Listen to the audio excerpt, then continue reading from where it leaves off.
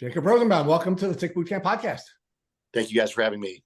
We are really blessed to have you. And so I have great news for our folks. We have a guest co-host, and as always, he will be substantially better than Matt Sabatello. So Ryan, why don't you introduce yourself to folks, because they will have just heard your episode. Your episode will be published shortly before this episode is.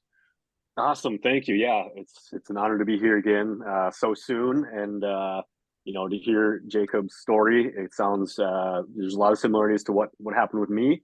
And for those that, if they haven't heard, I was diagnosed with Lyme disease in my late 20s, and I'm from Minnesota, and so tick-infested area, and I was treating Lyme and other chronic infections for over 2 years, bedridden, and very, very sick, but have regained my health, and I've shared some awesome tips and hacks and tricks that I use to get better and how that affected me. So I'm definitely excited to have be co-host on the show and have our guest here tell about his experience.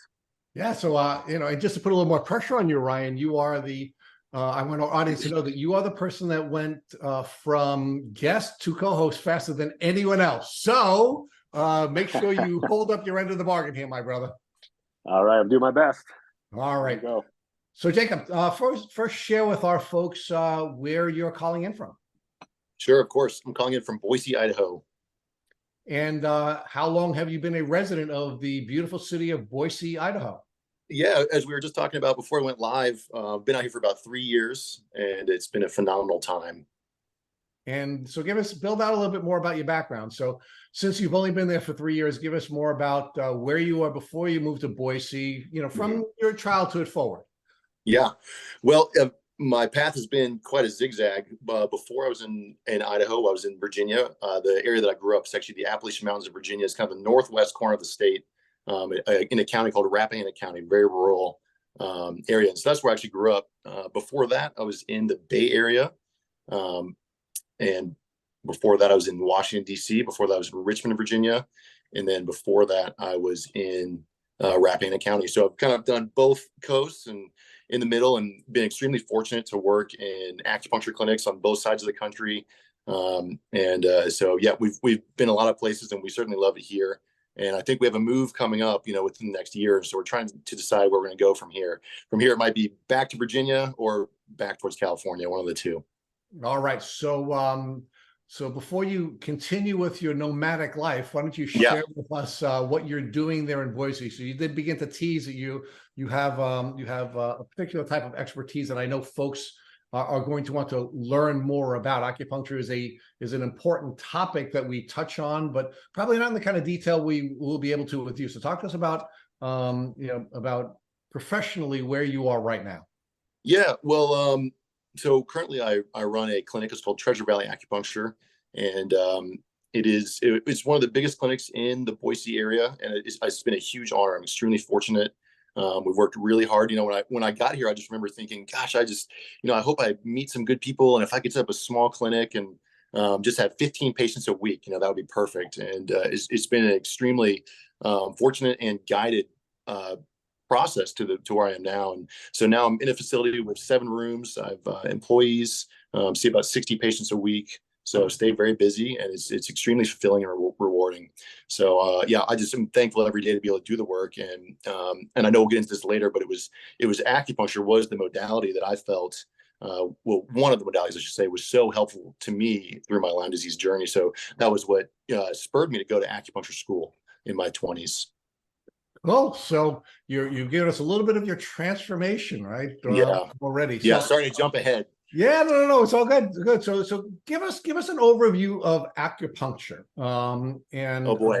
Again, and we're going to build this out together, but just give us an overview of acupuncture and why you believe perhaps why acupuncture has become so popular. As an old guy, there were no acupuncture professionals that I was aware of during my youth and my early adult life, but I can tell you that acupuncture is something that at least my contemporaries discuss all the time for various reasons. And I'd like to get your sense of first, what is acupuncture generally, and why do you think it's become a modality of choice for so many people, in modern America?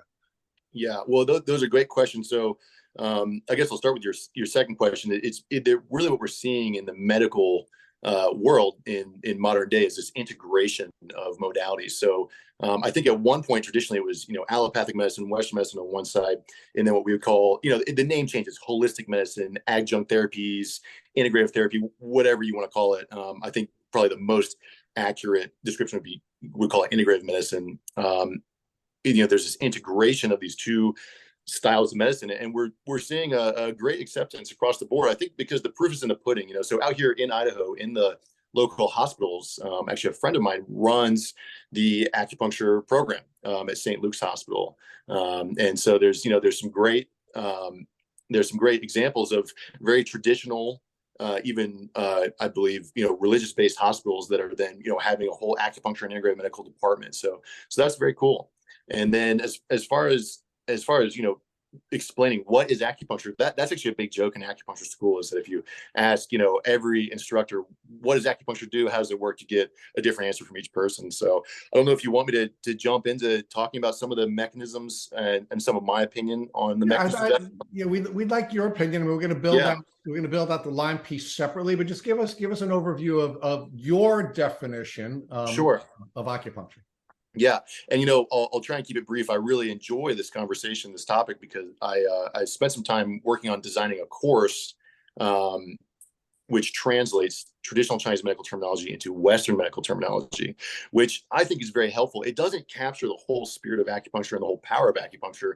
And quite frankly, might piss off some of the old school acupuncturists. They don't want to translate it, because I think you lose some of the magic and specialness of acupuncture when all you do is talk about things in allopathic medical terms. But I think it's important that we do this, because I've actually listened to podcasts with acupuncturists where they were asked, how does acupuncture work? And they say, well, it balances your qi. And that was their answer. And if you don't speak Chinese, you're not familiar with the Chinese concepts of qi and yin and yang. If we talk about qi and yin and yang to most people in the West, it sounds a little bit woo-woo. But then they go and get a treatment. And they say, wow, I feel so much better. It's obviously did something. So that was kind of my introduction to acupuncture. As I would get treatments, and I was just blown away how a few needles in my wrist would help my heart rhythm normalize, because I was having a very bad heart arrhythmia with Lyme, which is quite scary. So that kind of caused me to ask the question, well, how does this work? And so that question was not easy to answer, led to me doing an apprenticeship, going to school, et cetera. But I'll do my best to explain a few of the modalities in a nutshell. And so I think if we look at acupuncture, how it works at a very high level, it's this concept of bringing homeostasis back to your body. So there's nothing on the needle. You're not putting anything into your body. From a Western medicine perspective, when you place a needle into human tissue, you stimulate nerve tissue. When nerve tissue is stimulated, it releases something called neuropeptides. That causes an increase in circulation. I call it vasodilation, widening of the blood vessels. So one possible interpretation is that acupuncture causes blood flow in a targeted area of the body. And blood flow is essential for any healing, repair, detoxification, any metabolic function. Blood flow is the vehicle that brings oxygen to an injury site. So whether it's a physical injury, an illness, inflammation in your intestinal lining, for me, it was inflammation in the pericardium, the sac around the heart. By vasodilating the area, you accelerate the healing process. So, this is a very Western take on what acupuncture is doing, but we have to be able to understand from a scientific perspective how placing needles in the body causes this really some wonderful effects, this regulation of the system. It increases the body's ability to regulate itself. And this is one of the big ones. If we look at the word qi, very confused word, and there's probably 50 to 100 definitions of qi.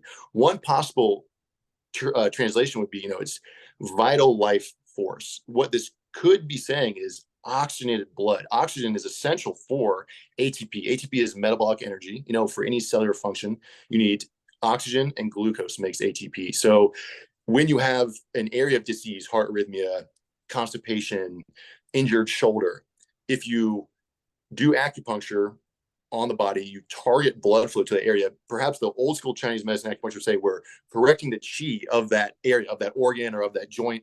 I think the more modern Western acupuncturists would say we are increasing oxygen-rich arterial blood to the site, if that makes sense. Hopefully that's understandable for you guys. Yep. It is. So give us the next piece of it though, right? We are energetic beings. Correct. Yeah. And as energetic beings, we of course will need to have an alteration of our energy if we're suffering an illness or an injury. So talk to us more about the chi, because I'd like you to build that out just a little bit more so that we can talk about not just the physiological elements, but also the spiritual elements of this as well, or the energetic elements as well. Absolutely. And I'm so happy that you want to. I often, when I'm talking with a doctor or a podcast or something, I'll start with the Western medicine to see if they want to go beyond that.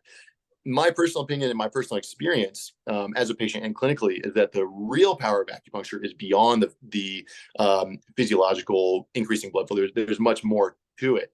And, my favorite teacher is very clear. It says, all disease starts in the spirit. So having the ability to treat the spirit is huge. And so when a lot of people come to me in the acupuncture clinic with elbow pain, and you talk to them, and it's like, oh, actually I have really bad anxiety and I don't sleep and there's depression, these things. So I'll often be treating people. I'll work on their immediate issue, but even more importantly, and really where my passion lies, is I'll also at the same time do treatments, multiple layers of treatment in one session to treat the spirit. And so that's certainly my belief that all disease starts in the spirit for sure. And so there's a whole series, too many to even mention, variety of protocols, and also just ways of treating where you can kind of build the protocol out depending on what's presenting in the patient, where you're addressing, I think the easiest way to translate it would just be energetic imbalances, diseases of the spirit,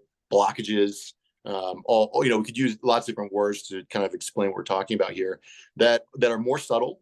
But from this lens of viewing the body, the energetic structure of the body informs the function of the physical structure of the body. And we see this clinically almost 100% of the time, is that, a great example would be people that have chronic pain in their traps and their neck and headaches. And they go and they get massages and chiropractic, and the massage therapist is grinding and they're saying, wow, these knots just won't come out. And from the Chinese medicine perspective, the internal mechanisms inform the structure of the body. So you can work from the outside and it provides relief for like 4 hours. But really, we need to correct what's happening inside. So acupuncture is very, it's a totally different paradigm. It's these concepts of venting things out of the body, tonifying, which would be strengthening, or clearing. These are actually herbal terms that are applied to acupuncture to understand what the points are doing. So there's herbs that will strengthen, and then there's herbs that will drain or clear, if you will. So we can apply that same look or that same interpretation to acupuncture points that clear heat, points that strengthen different organs, points that clear blockages, and so on. So it's a whole independent system of viewing the body, and then the energetic body underneath the physical body.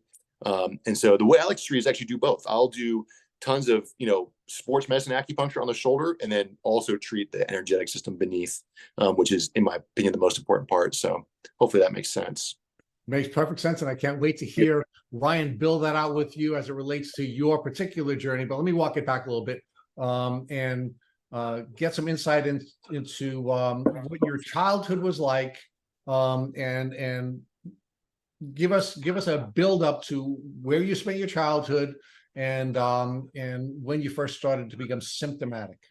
Okay, so my childhood was extremely wonderful. I'm an extremely lucky person in so many different ways. So I'm full of gratitude for that. And so the first 10 years of my life, I grew up in a little town called the Plains, Virginia. It's a little village. There's maybe about 100 people. And then at the age of 10, we moved to Rappahannock County, where I then spent my formative years and my teenage years. So yeah, early childhood was very picturesque. My dad worked, my mom stayed at home, raised myself and my sister, who's 11 months younger than me. We're super tight. And it was a small and wonderful community. I was an extremely sensitive little kid. So it's funny, before doing this podcast, I was just working with a kind of like a mentor, therapist, guide, I would say. And I was just talking about this, so it's funny to talk about it again. And it's an honor.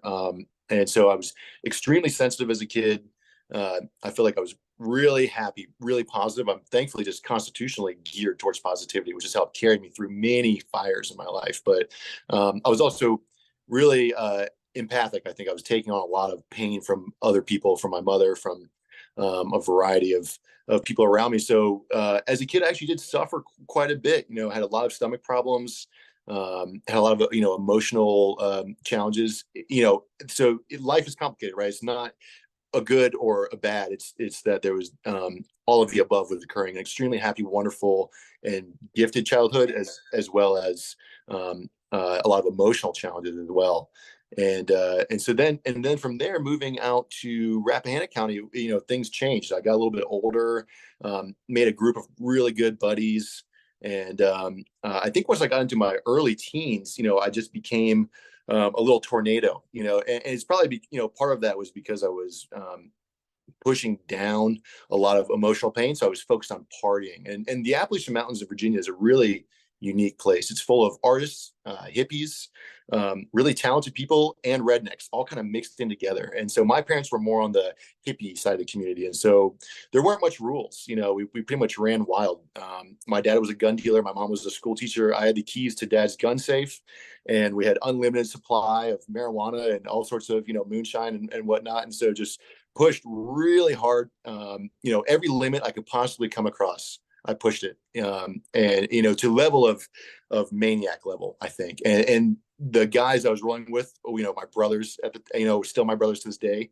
We were all right there together. So it was a little band of feral children in the Appalachian Mountains, if you can imagine that, with the most loving and wonderful, supportive parents around us, just couldn't really control us. So this is my perception of how it went down. And then, I got sick, really sick, when I was 18, and that stopped me in my tracks. Okay. Redirected me. Yeah, completely. Let's pause there for a second, Jacob, because you talked about your feral band of brothers. Oh yeah. And one of the things we've learned on this podcast is that Virginia is a tick endemic community, a tick endemic state. We've had many guests on this podcast who were raised in Virginia or live in Virginia. We see a sort of a different flavor, which is interesting, from the folks in Virginia. Like most people who come onto this podcast, you folks in Virginia knew little, if anything, about ticks and tick diseases. And what we see a lot more in Virginia than we see here in New York, interestingly, is Lone Star tick bites and gal, right? Oh yeah. So first share with us, as the feral kid who is running through the woods and having all the freedom that your parents allowed you to have to live the life that you lived. Did you know anything about ticks and tick diseases, and were you taking any steps to protect yourself from getting sick? Yeah, we knew about tick diseases. I had many friends that got sick. I know many people in that community, this wonderful community, that are currently sick with, the horrible red meat allergies, I believe comes from the Lone Star tick. Tons of my friends got sick. I went to high school with kids that get the pick line, but, I was just not afraid. I was just fearless and just out of my mind. And so the tick disease was the last thing I was worried about. I was more worried about police officers and parents. That was my only concern. And so my dad, very intuitive of him, would always tell me, hey man, you got to check yourself for ticks, watch out for ticks. And I always said, my dad has no fear. He's not afraid of anybody or anything, except for ticks. And right before I got sick, it was coming up a lot for him. So I don't know if there was some sense that he was getting, but we were certainly seeing it more in our community. And I just was thinking, oh wow, that's crazy, but that would never be me. I'm certainly invincible, especially all the things I have gotten away with on a daily basis reaffirm and confirm my invincibility. So yeah, it was quite a shock to then get hit with it. But looking back, it's just so obvious. We were in the woods, 5 hours a day, So you indicated that you had gotten sick around, you said 18. Now, was that when you first started to become symptomatic, or is that when you became so sick that you couldn't ignore it? Both, both. Yeah. I just got it, and I think my body, I was very out of touch in my body. I was drinking a ton of coffee, so when I was 18, if we flash forward, I had arrived in Richmond, Virginia. I went to VCU. It's a school of 30,000 kids in the middle of downtown Richmond, which is a pretty awesome town. It's like a little Brooklyn plopped right in the middle of Virginia. And so, it was time to party. So I was not thinking about my body. There was, I'm sure there were tons of signs, headaches, fatigue, joint pain, but I just wrote it off as lifestyle induced issues. But then the winter of 2009, that winter, I just became extraordinarily sick, massive fevers and just as the sickest I'd ever been in my entire life, actually. I think it was a combination of strep throat and Lyme. And usually we see this from a clinical perspective. Other pathogens, roll with Lyme, and when your immune system's down, this is an opportunistic pathogen. It will then come forward in totality. So it's very sneaky. It will kind of wait until you're vulnerable. So I think that's what happens. And then very quickly, I started having heart arrhythmia. But I was still locked into my lifestyle of party every day, substances every day. We are here on planet Earth to have as much fun as possible. That's why I'm here. Let's go. Nothing's going to hold me back. And so it took about 4 months of, even eating a piece of chocolate or smoking a cigarette would just send my heart just out of control. So, it was something that I tried very hard to ignore, but then after feeling like I had to go to the hospital multiple times, it was like, okay, something's going on. So then began the journey of trying to figure out why had my body just totally crapped out on me, and so that started the exploration process. So Jacob, do you recall having suffered any tick bites during the course of your life, and specifically? Oh yeah. Oh, dude, I would go to the barber and they would be cutting my hair, and they would just be like ticks in the back of my head. And my poor mother would be like, oh my God, he's not neglected. He's taken care of very well, but he just plays in the woods. But at the time, I was dating a girl. I was living with her. Her family had Lyme disease. Her sister had it. And then, she had issues, but it hadn't been diagnosed. And so I believe, there was some question as to, did I end up actually getting the exposure that then took hold, because exposure does not mean contraction. This is very clear in a lot of pathogens, was actually from her. And so, I'm not quite sure whether it was one of the many ticks or whether it was cohabitating and living and being intimate with somebody that had an active infection. It's hard to say. Well, all of the above. All of the above, man. Yeah. It's clear it was placed in my path for a reason. So I guess if it really came from her, I should send her a text and thank her. That would be the joke. So so you're in college at the time you're getting sick. Yeah. What was your career path? I know it was a party path. The career path was federal prison. There was no career path. Yeah, there was no career path. I had no direction and no clear path whatsoever. So you were still feral. Oh, for sure. And, there was this theme that my band of blood brothers, when we all got out of the Appalachian Mountains, which was a very protected environment where you could just go wild and push it. And there were essentially no consequences. If you get arrested, your parents would come pick you up, and that's pretty much it. The people, the teachers at school and the local police were trying to handle our group, but I don't think they really could. But then when people left that community and went out to the cities, that was when everyone started, many of my friends hit the wall very hard. And I actually have, 15 guys, anywhere 13 to 15 people, I should say, that I know from that community that are no longer with us, from a pretty small group. So, it was, live by the sword, die by the sword type of lifestyle. Yeah. So you don't have a rudder. You're in college. You're living the party life. You feel like hell, and now you start seeing doctors. So talk to us about the medical professionals you saw, and what kind of advice you were getting from them. Just and this is you've heard this story 400 times. You've done 400 of these podcasts. It's a total goose chase. I probably went to 6 different doctors, infectious disease specialists. I was told that I damaged my heart from partying, which is odd, because I was the captain of my cross country team. I was a super good runner, just naturally gifted with my cardiovascular ability to do cross country running in the mountains, and while still smoking cigarettes. So I was very fit. And then I had this doctor, I was 19, it just said, well, I think, you were in your prime and now you're not, and this is just a new normal. And that was just crushing. And looking back on it, especially as a medical provider now, I just think, wow, that is just so crazy. But this is what we were running into. And unlike Ryan, he was saying he was going online, and we were talking, before we started recording, he was saying he was going online and looking at all this information. This was 2008. So for me, there wasn't that much of a resource. I mean, it was just starting to, the Lyme literate community was just starting to be present. And so it was. But Jacob, when did you first think Lyme? I mean, of course, in order to be able to get online and start researching Lyme, you'd have to think Lyme. When did that first? It wasn't even me. It was my mother. My mother, who saved my life more times than I can count. Who's just one of my favorite person of all time. She said, you know what, you need to get a Lyme test.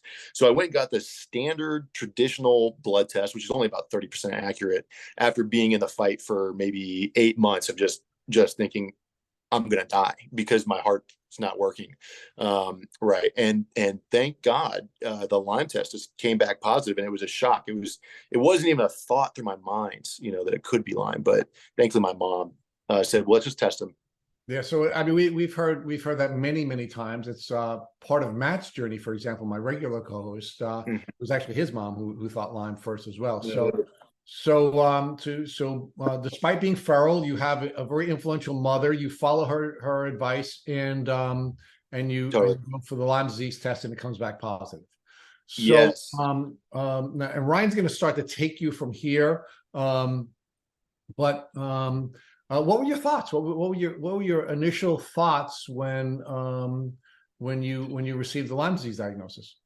Well, by the time I received the Lyme disease diagnosis, it was about 8 months later, but it had been a long 8 months. And so at that point, my lifestyle had totally changed. I, just as we were talking about mass experience, I kind of dropped out of the friend community, the activities I'd done, by about month 4, I just crashed out of almost everything I was doing, and was just kind of sitting in the rubble of my previous life, trying to figure out, how to just physically survive. So by the time it was, 8 months into that, it was a rough 8 months, and I got that diagnosis, and it was just, it didn't seem like as big of a deal as it was. I thought, okay, well, this is a path to follow. But by that point, I was having major existential questions of, I'm pretty sure I'm not going to survive. And, what is the point of life? What am I doing here? And, I was really wrestling with that. And so when mom said, oh yeah, I came back positive, it just kind of, I was like, okay, and that was it. I was just so deep in the experience. It didn't even really register that, oh, this is like a little glimmer of light. This might be a path to healing. It felt like healing was not in the cards. I was wrapping things up. Yeah. So Jacob, I'm blown away so far by what you're saying, because I don't know what it is, if it's some kind of fate or destiny, or the way people come together from extraordinary circumstances and events in life. But I'm finding so many similarities to my own journey, my personality, and you.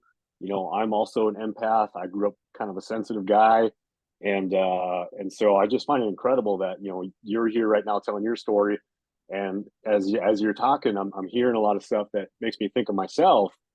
And so, like, even my diagnosis took about 8 months to figure out, right? And so now, after you heard that news, after you found out it was Lyme disease, I mean, were you, because when I found out, at first I was relieved because you have an answer, right? Like, oh, I finally know what's going on. And then I start to research and go on Dr. Google, and then I become terrified. So Sure. How did you feel after that? And tell us a little about how many, what type of what was your thoughts next, and what you were going through in that moment? Dude, it's embarrassing to say this, but I remember this so clearly. I could not do this podcast without telling you the truth, which is, I remember writing on my calendar that I had by my bed, okay, I got Lyme, I got antibiotics, and I remember I said I can have a beer in 1 month. That's what, so it was like, I can get back to my community, my family, my brothers, the lifestyle, and so it was, I had written on, I might have just written the word party or one beer, something like this on my calendar. And I just remember a month went by looking at that calendar and I was just like, oh, fuck, this is like, I'm not getting out of this, so I was just trying to really go down to the valley right around the time, that I got on antibiotics. And it wasn't, some people that get on antibiotics and they start feeling better quickly. That was not the case for me. I mean, it was intense, and we can get into some of the experiences where I was sure I had arrived at the end of my life, but would then wake up the next day and still be here. So it was Right. but the initial thoughts were like, all right, I can get out of this hell and get back to the fun, I had the same yeah, feeling. I yeah, think a lot of people think that right away. They go, "Oh, cool! This is just like a regular bacterial infection. I'll just take some yeah, antibiotics. It'll go away. Life will be good again. I can go back to how I was living." But what you don't realize is the way you were living is why you got into this state in the first place. and And so, thank God, it was a multi-year process, because it took me just over a year to um, start to transform. No, forced lifestyle change, rehab program, different change of location, military school. None of that would have changed my behavior. And so, really it was like getting locked into a just absolute epic spiritual, physical beatdown for about 2 years, allowed me to rebuild, and strip away all the person that I kind of created, or grown and into at that time. in the beginning, did you fight that? Did you go, you know what? Oh, I'm not gonna slow down. Like I'll do what I need to do to get better, oh, but for sure, man. I'm not stopping. No, dude. I mean, yeah, I mean, it was like a year and a half in. At this point, I'm in treatment, and I'm still staying up till 4 in the morning. I was smoking Newports, chasing girls, just romping around Richmond, still trying to do the thing, just going to parties sober, and then end up being a designated driver. But yeah, I mean, it took it wasn't until like year two where I was like, okay, I need to learn about food. I guess I can't just eat chicken nuggets. I need to learn about nutrition and heal. And really, we could get into it later, but it was one man, my acupuncturist at the time, who was the guiding force for me in learning all that. But yeah, I fought it like heck for sure, and dragged this experience longer than it probably needed to be honest. Well, I think you were just working with the resources that you had at the time and the knowledge that you had, which is very limited, I'm sure. And even back then, it's like I don't know. I mean, if now there's so much more online about this that I had a lot more to guide me from all the materials out there. But back then, you probably were looking at quite not as much help out there or as much expert resources and advice. Is there anybody that initially you learned from? For me, it was like Dr. Buhner, or not Dr., but Mr. Buhner. Yeah, Stephen Buhner. Yep. Yep. So Buhner. Dude, I didn't have the mental capacity to learn shit. I was just totally, not only in the fight, but also a young, teenage boy that was just not very undisciplined. So, thankfully, my mom was there. She was emailing Stephen Buhner. I believe Stephen Buhner since passed away. Rest in peace to him. What an amazing man who helped so many Yep. people. And I have his book and his some of his formulas in my clinic now. So thank you to Stephen Buhner. But yeah, at the time, my mom read his book, would email him, and so really, I just said, my hands were completely off the wheel, and then it was for the people around me, mostly my parents, and the healers that I found, after going to 6 different Western medicine doctors, with fairly unsuccessful results. I found one that was helpful and would give me a long-term dose of doxycycline and just do blood work on me every 2 months to make sure that my body was handling it okay. But beyond that, it was actually these real incredible healers, including this acupuncturist and my parents, that guided me in the beginning. Yeah. So it looks like you tried the traditional route first. I call it Oh yeah. the scorched earth approach. The Oh yeah. nuclear option of the antibiotic. Let's kill these suckers, get them out of our body. How did that work out for you? Tell about. It looks like you tried doxycycline for quite a while. Oh yeah. Yeah. I mean, How was that experience? And tell us well, a it little about just, your treatment journey now. yeah, it was just, I took 400 milligrams of doxycycline a day. So, oh no, I took 200 milligram doxycycline pills a day. So a very big dose. Um, Wow. Yeah. And 3, I think it was 500 milligram amoxicillins a day. So, I mean, massive antibiotics. So I did that for almost 2 years. And the problem, and then I got off the amoxicillin and just stuck with the doxycycline, I think after about a year. And so, yeah, when I first started, it didn't pull me from the fire right away. It just slowly made it so I could function. I was still having tons of chest pains, heart arrhythmia would kick up, headaches, fevers at night, swelling and joint pain, just major just malaise. But it made it so that I could walk up the stairs without feeling like I had to go to the hospital. So it definitely got me to a functional point.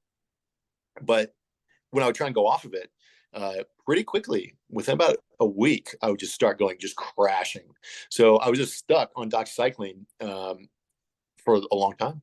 Yeah, until I found these other modalities that I used, integratively together. And at the time, who was it that, remind me again? I don't know if you had covered this, but who was it that prescribed, and who were you under the care of at that? Was it your primary doctor? Was it infectious disease? Yeah, it was. So initially, my primary care doctor is an amazing man, Dr. John McHugh. He's still practicing in he's in Little Washington in Virginia. He was the one that found the Lyme test, but that found the Lyme. He did the test at the request of my mother, but he then referred me to some folks, and yeah, after going through a string of these doctors, not getting anywhere, many frustrating appointments.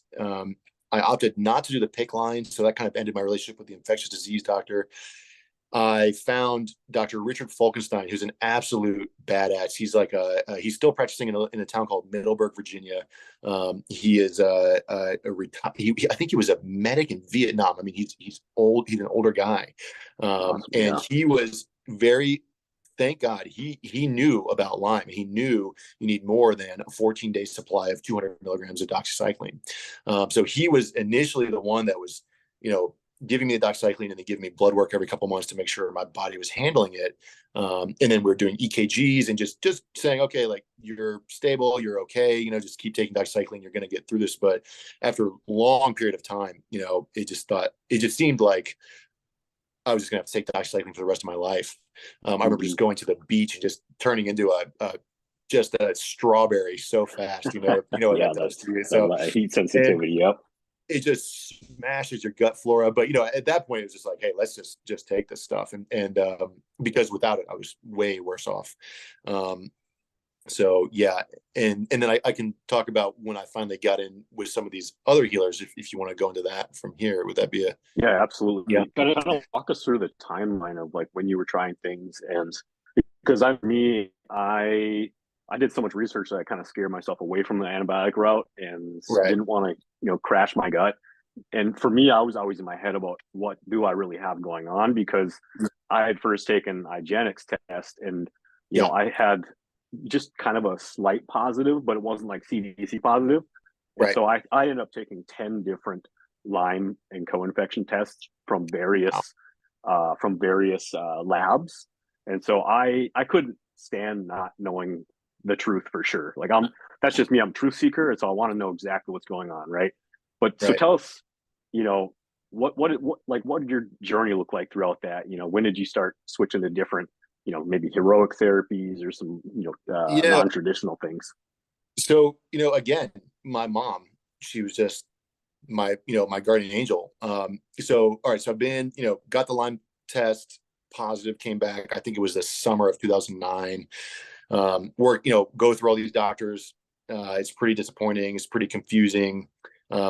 Told, you just might be past your prime at 19. If you can believe that, maybe you damaged your body with substances and this is how it is. I mean, just a crushing time. Finally get in with Dr. Richard Falkenstein, and I'm on antibiotics, probably on antibiotics for almost a year at this point. So then from there, my mom has a friend, a really wonderful woman named Darren Winchester. She is, a local who's now no longer living in Virginia, but, she was friends with my mom. They go way, way back. She had something called a biofeedback machine. And I'm not sure if you guys are familiar with biofeedback machines. They're really cool, and this was pretty, this was 2009, 2010. not a lot of people had these things, and so she was working on me. I was going to see her. I mean, I was just doing anything. If you told me to rub a crystal on my head and eat my shoe, I would do it, and so I said the same thing on my podcast. yeah. And then she said, look, man, I think you need to go see this guy. And his name's Tim. And he, has this machine. It's a laser. And we can talk about, I'm happy to share. I don't know if there's show notes, but I would be more than happy to share some of these devices that were just really important for my healing. Go see him. He has this special laser. It's called a Mark V laser. These lasers are cold lasers. They're made from Dr. Jerry Graham and his wife Candy Graham in Colorado. I believe they are medical doctors. They're also intuitives, and they made these lasers. And I can send you guys information. And so I went to see this guy Tim, and I didn't even realize he was an acupuncturist, and I was terrified of needles. But I wanted to go try this laser treatment because I noticed I was feeling better from the biofeedback work, just a little bit though. I mean, nothing too much, but a little. And it turns out he had a whole host of modalities. He had Pearl Rife machines. I'm not sure if you guys are familiar with the Pearl Rife. This was very, very helpful for me. He had these lasers, did a variety of ionic foot baths. There's herbs, essential oils, and acupuncture. So I didn't realize what I was walking into. Had not thought about acupuncture for more than 5 minutes, or no, for more than 5 seconds of my life. So my first couple treatments was just a treatment with these lasers. And then it came up, hey, I'm an acupuncturist. We can do these multiple modalities on you. I was terrified. I let him put one needle in my wrist, pericardium 6. That was it. And then my girlfriend at the time, who I had actually given Lyme to, but luckily we caught it and she recovered pretty quickly, said, oh, I'm down to get a treatment. And she did it. So I was like, okay, she can do it. Maybe I can do it, And so then I started getting acupuncture and laser therapy. And I'd be so obliterated after these treatments, I could barely drive home. I mean, it was moving tons of energy, having a massive effect, energetically and physiologically on me. And it was within a few sessions with this man, Tim, who's no longer in Virginia. If he was, I would totally put him, in the show notes or however you guys do it, where we could refer people. Unfortunately, he's moved and that practice is no longer there, but the information, the resources, and the machines he was using are out there. So we can help people find them if they want to try these lasers. And so really quickly, I started noticing like, oh man, this is doing something. And not only the effects of the treatment, the being in his presence, I felt like there were answers. He would take my pulse and he would say, oh, dude, are you having anxiety and heart palpitations? And I was like, yes, and so he could take my pulse. The Chinese pulse system is not just speed and tempo, but it's a look into the body by detecting a variety of maybe 60 to 70 different qualities of the pulse. Is it floating? Is it deep? Is it tight like a guitar string? Is it very wide? So by taking the pulse, there's multiple positions you take it in on both wrists, you get a great snapshot of what's happening in the person's body. So he took my pulse and was able to tell me things about my body and have answers for me. And that was honestly, I know it sounds crazy, that was the most important part, just to be in the presence of a practitioner that understood me, knew where I was at. It was such a relief to have him say, oh, dude, you must be having, you're sweating at night and this is happening and that's happening. I was like, yes, man. I mean, and so it was just within 2 or 3 sessions, I said, this guy, is the man, and whatever he says to do, I will follow him to the edge of the earth. Cause he was, really the only one that felt like I could offer me hope. And that sense that I got with him, his ability to diagnose and see me where I was at, combined with the just really awesome results I started getting really quickly, I just went all in. I was driving 2 hours every time to go from Richmond, Virginia up to Middleburg, Virginia. I was doing that every week while I was in college, while I was sick, but I would still make that trek every single week and just went weekly, sometimes twice a week, religiously for over a year. Wow. And once I started seeing him, I started getting some hope. Then I also got plugged into this group of healers that run a Waldorf school. It's called Hearthstone School. It's in Rappahannock County. It's actually where my mom works. And, I've known this one woman who runs the school named Jane. I had known her, almost my whole life, but I didn't realize what she was capable of. And so she was a very powerful healer and would do these healing sessions in the school. The school Hearthstone is a Waldorf school. It's a health food store and was a healing center before COVID. I think this slowed down a little bit, where a variety of healers from all across Virginia would come together and do these free healing sessions once a month there.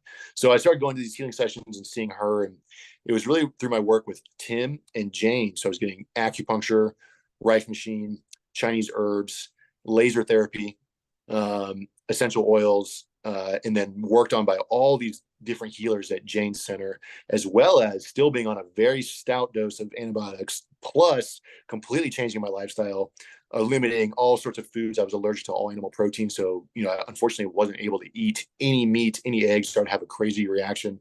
But so I started eating organic, started going to bed at normal time, quit smoking cigarettes, it was the whole change where then I started to break through by year three. The toxins. Yeah. Yeah. And do you still have that, yep. that meat issue, the allergy with the meat? No, thankfully we did a whole protocol with these lasers where it went away, and I was too scared to eat the meat. And then Tim, he said, dude, you can eat meat. And I didn't. And then he came down to Richmond where I was living, and he said, have you eaten meat yet? And I said, no, man, I have not. And there's a health food store in Richmond called Elwood Thompson. I used to live there. They have kind of like a Whole Foods. They have a nice hot bar, and just such a scene there. So I would go there all the time. I had worked there at one point, so it was like, all right, let's go to Elwood Thompson's, and you're gonna eat some meat. And I was terrified, but I was like, all right, man, I'm with you. So I'll do it. And I ate meat, and I had no reaction. And I noticed heat in my body. And the first couple of times I ate meat, I felt this surge of energy. And actually one time I ate meat and my dad called me, and I just yelled at my dad. And I was like, oh, sorry, man, I don't even know what's going on. I just ate a bunch of chicken, and now I'm feeling super amped. So I think I just been so nutrient depleted. Once I started eating meat, I mean, that was a hugely helpful turning point as well. So yeah, I think I was able to get past that. Yeah. No, that's there's diet is so crucial, and that's something that people don't quite understand a lot of the time until they do the research and learn that that's a large part of getting better, not just taking, therapies to kill it and all that. So that's right. That's really interesting process. Yeah. But I like to think of my healing journey in stages and in percentages, and so you don't just magically get, you like the common thing here is, you get sick overnight, you won't get better overnight. And so for me, it was like compounding gains, 2 steps forward, 3 steps back. I'd have improvements, and then I'd try something new, and I'd have worsening symptoms, then we'd have to tweak things. So throughout these years of healing, can you say, like, did you experience kind of like incremental gains? Like, what percentage would you say you were better by, and what therapies at what point were you starting to really notice that you were making those gains and you felt like there was a light at the end of the tunnel? Yeah, that's a great question. So I think, all right, so just to start simply, I think the most impactful therapies for me, one, the tetracycline antibiotics, doxycycline in this case, but, I think those are very helpful. So that was big, because that kept me from going over the edge in the beginning. And then I think the second most transformative therapy was the Mark V laser.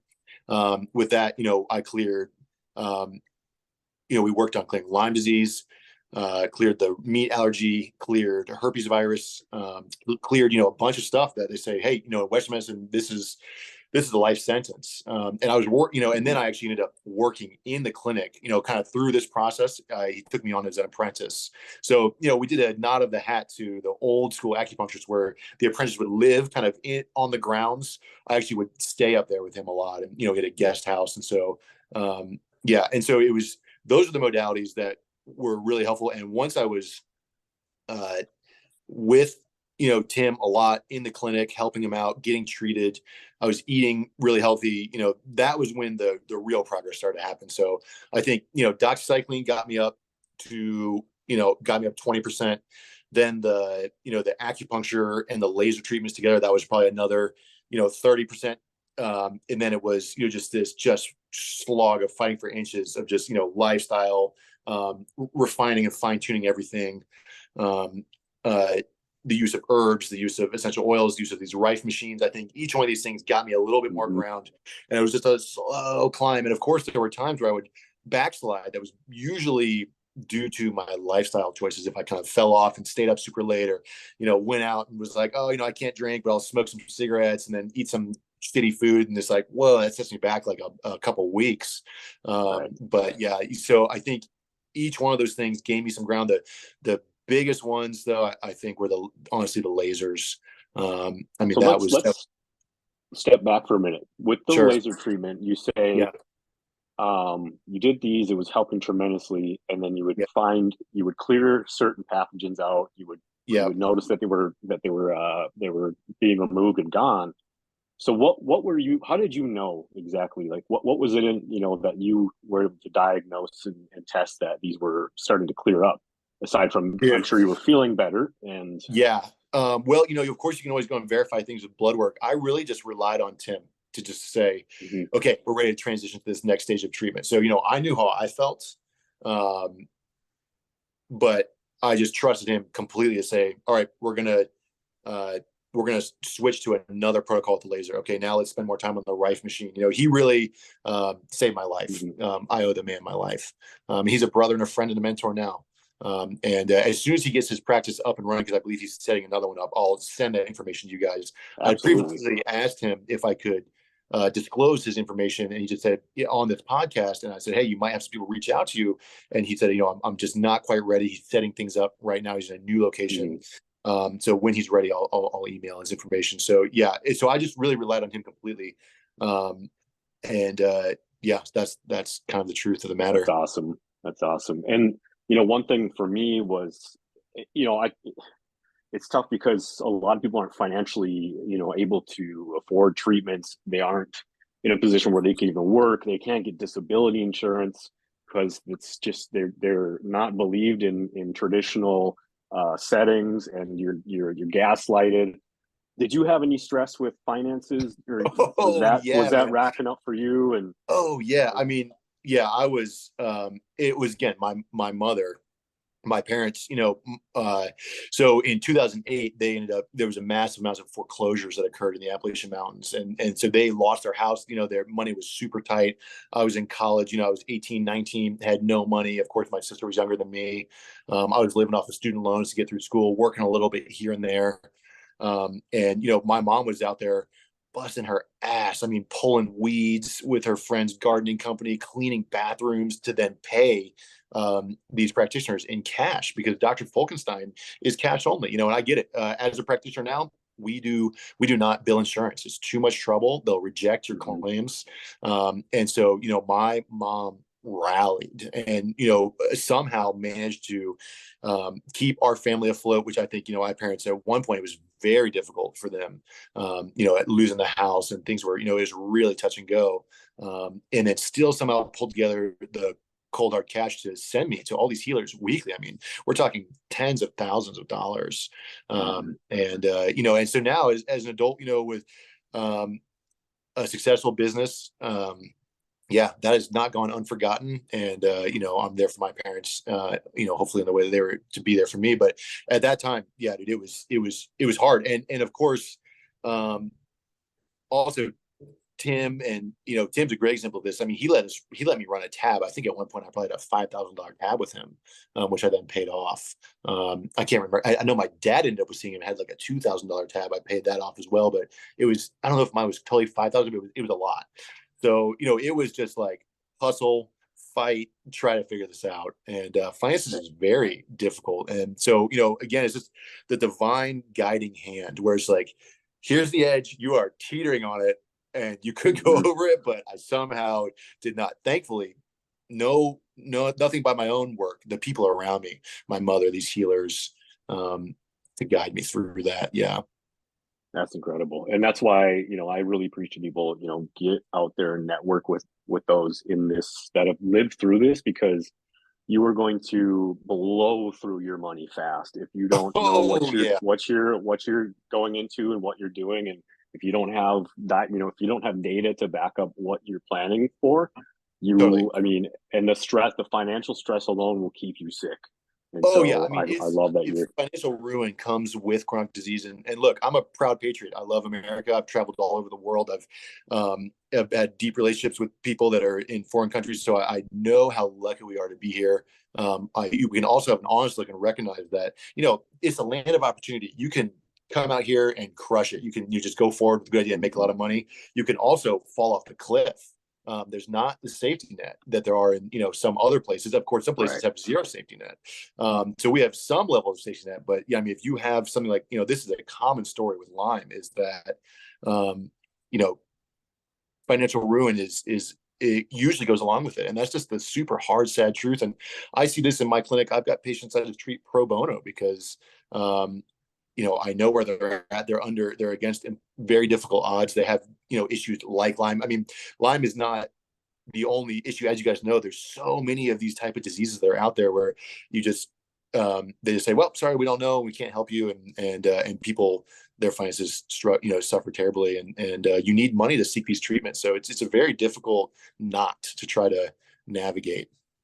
yeah. And that's why, resources like Take Boot Camp, man, if people can get on here and just give it, maybe a couple hours a week and listen to these things, you're going to save yourself a lot of money. Knowledge just is because power. you'll have a lot more insight going into it, and you can go into these appointments with your doctors informed, and you can speak the lingo to them. I've had primary care doctors who I tell them what I know, and they were just blown away, and I've taught them things about it that they weren't even aware of. So yeah, I mean, they'd have to do a whole PhD in Lyme, and so and this is the case with so many of these type of diseases where the broad overview. I mean, I've been through a medical program. Went to Virginia University of Integrative Medicine, and you could spend 4 years just on Lyme.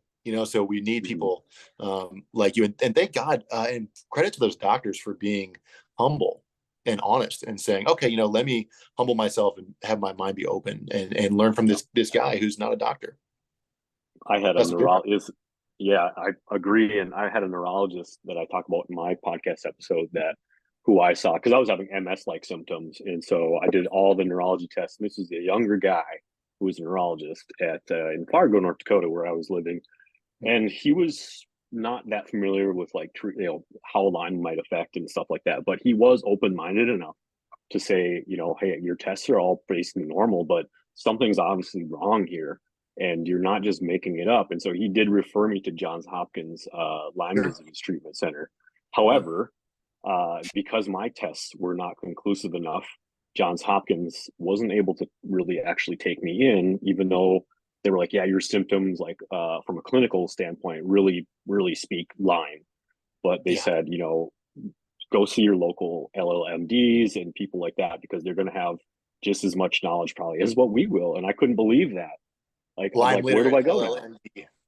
Yeah, absolutely. And the Lyme Liter MDs, they're going to treat you on symptoms. Yeah, that's just where it is. So yeah, that I was slated to go to Johns Hopkins, but I met Tim, and so I didn't make it to my Johns Hopkins appointments. I still have an account with them. Wow. But yeah, that's boy. And look, the CDC, the FDA, these governing organizations that kind of are guiding hands for the broader Western medical community, they're 25 years behind. And so it takes time to catch up. So, we are learning and getting there as an overall medical community, but it takes time, and so a lot of people fall through the cracks in that time. Yeah. Well, a couple questions I think the audience might like to hear, because I see it on your summary that you gave to us prior, and I think people would want to know, what were your worst symptoms, and what was your, how bad did it get? What was the worst thing you endured? And then I'm really curious. I think people will want to know about your treatments with IV ozone and the shamanic healing that you did, which you say was one of the most powerful experiences in your life, and then the temperature stress therapy. I'd love to tell people about that a little bit. That's great. We can talk about all that. Do you want to start with worst moments? Would that be a worst symptom that you had? I'm curious myself. So, oh, dude, it was probably not the most painful symptom, but the most mentally painful.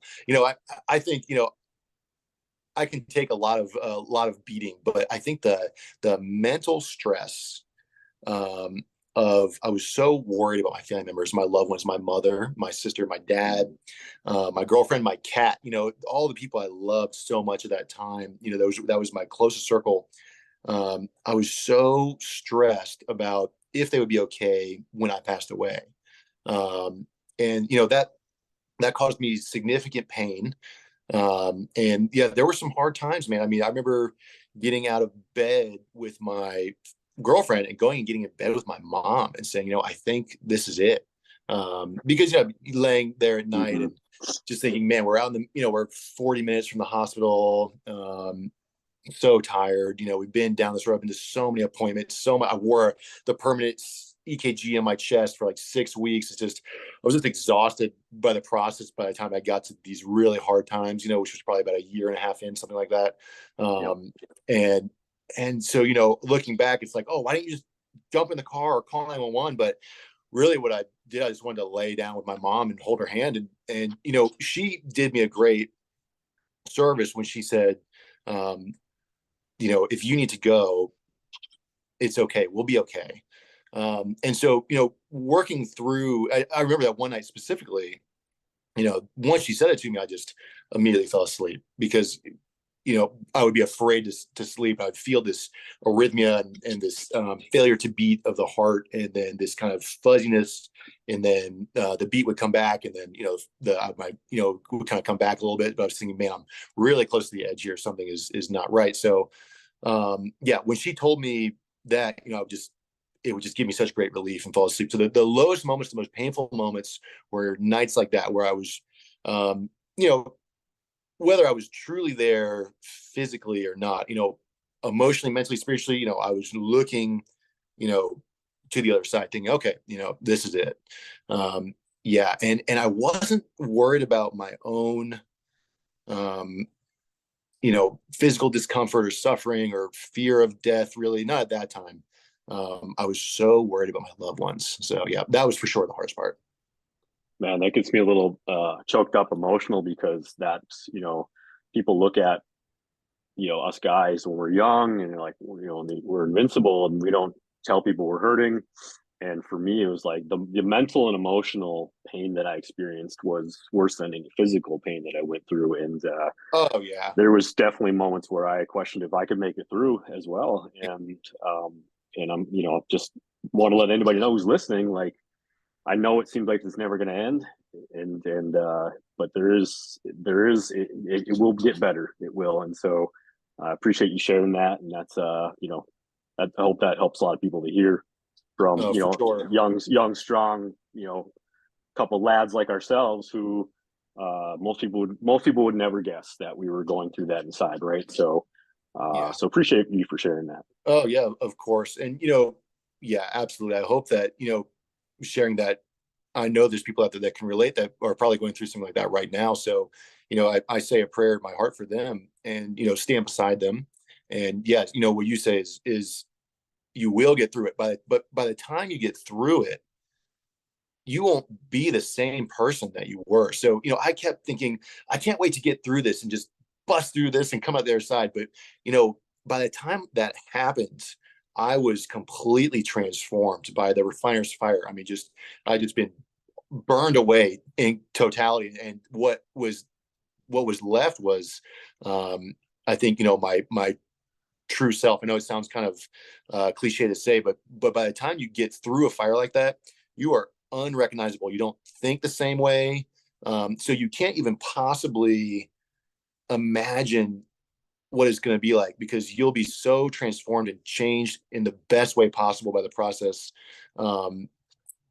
It's just mind blowing to me. So yeah, all the plans I was making and being so excited to get back to how life was, there is no going back.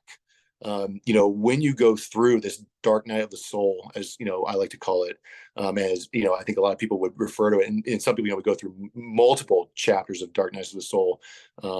It's a total transformation. So I think I would say don't even focus too much on what will be. Just have trust that you're walking through what you're meant to. And I know it's so hard to hear when you're in the fire. And I'm careful to say that to my patients when they go through something horrible.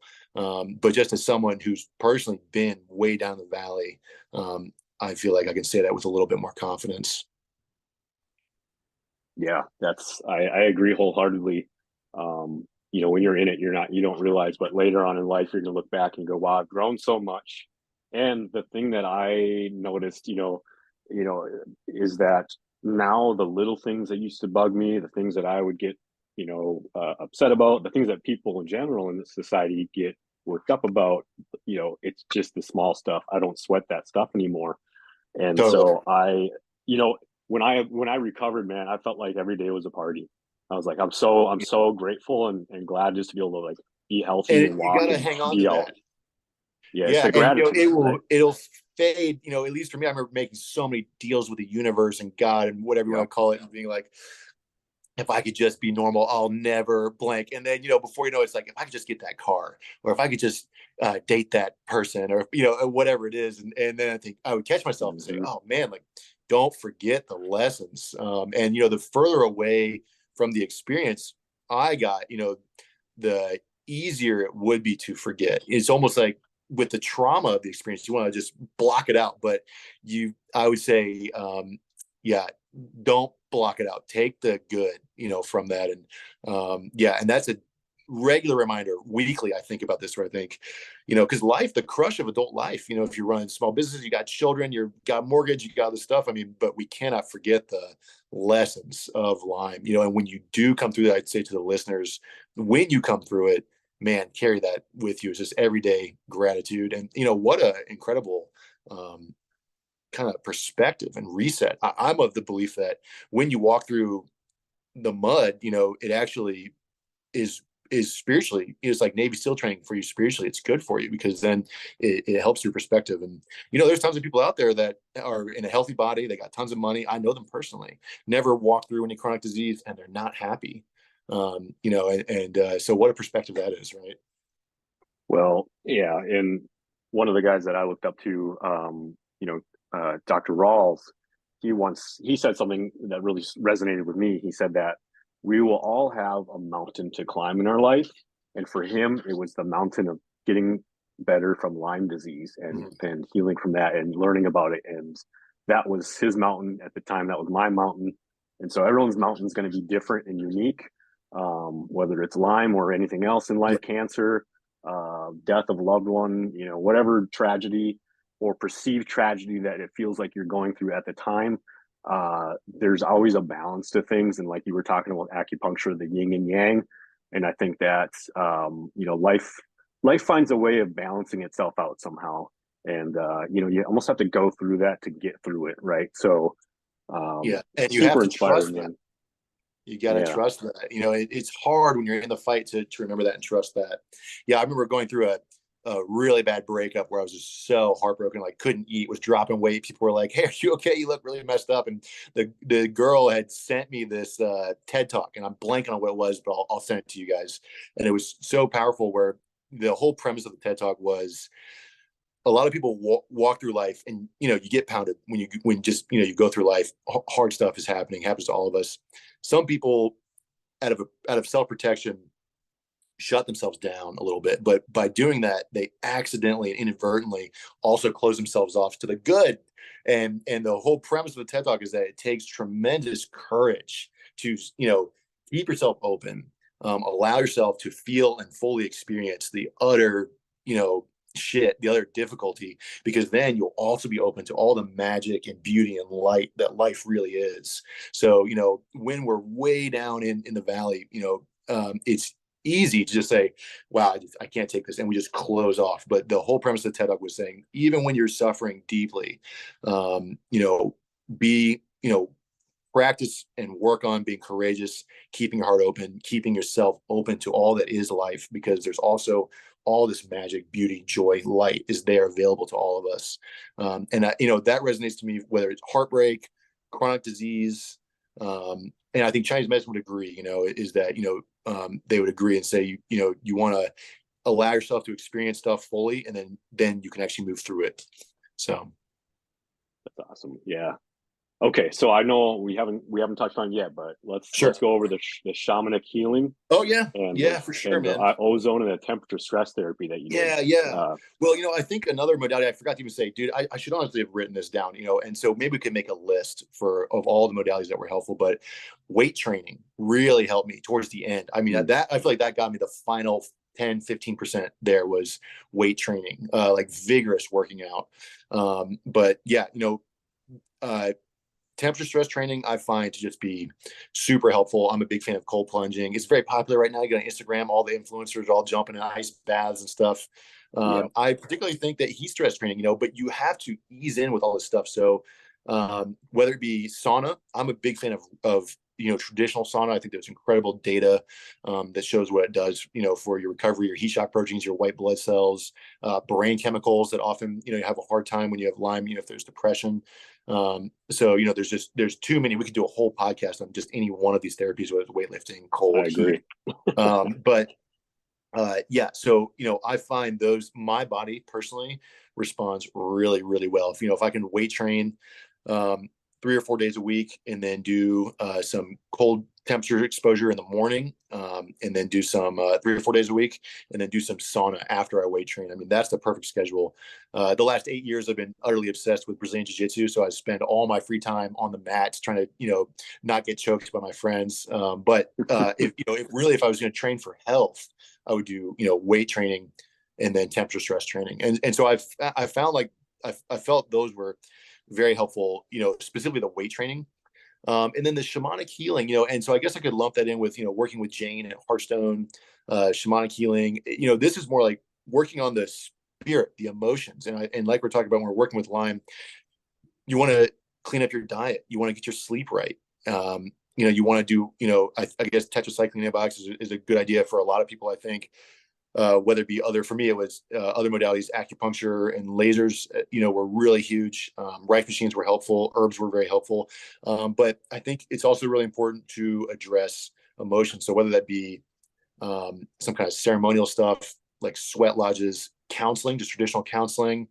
For me, it was this kind of shamanic healing, whether it be an ayahuasca ceremony. I don't know when I had Lyme if I could have gone. I have a friend that runs an ayahuasca retreat or did at one point. I don't know if I could have physically done it. But I know some people that are sick will do that. But I think that's one area that gets very neglected is that, we've got this whole list of stuff. Like I'm going to eat clean. I'm going to get my acupuncture. I'm going to go get my laser sessions, take my antibiotics, take my herbs. But we need to address the spirit. And so that was another very important part for me was addressing the spirit and what I would call trapped emotions in the body that go back to childhood, being really sensitive kid. I think what drove me towards reckless and wild behavior, living in the party zone, because I was kind of, staying more up here, not dropping in because I didn't want to feel what was uncomfortable. But then, Lyme, you get so confronted, or anything like Lyme, if you're really going to heal, you get so confronted with all the stuff you're running from because you got to address that too.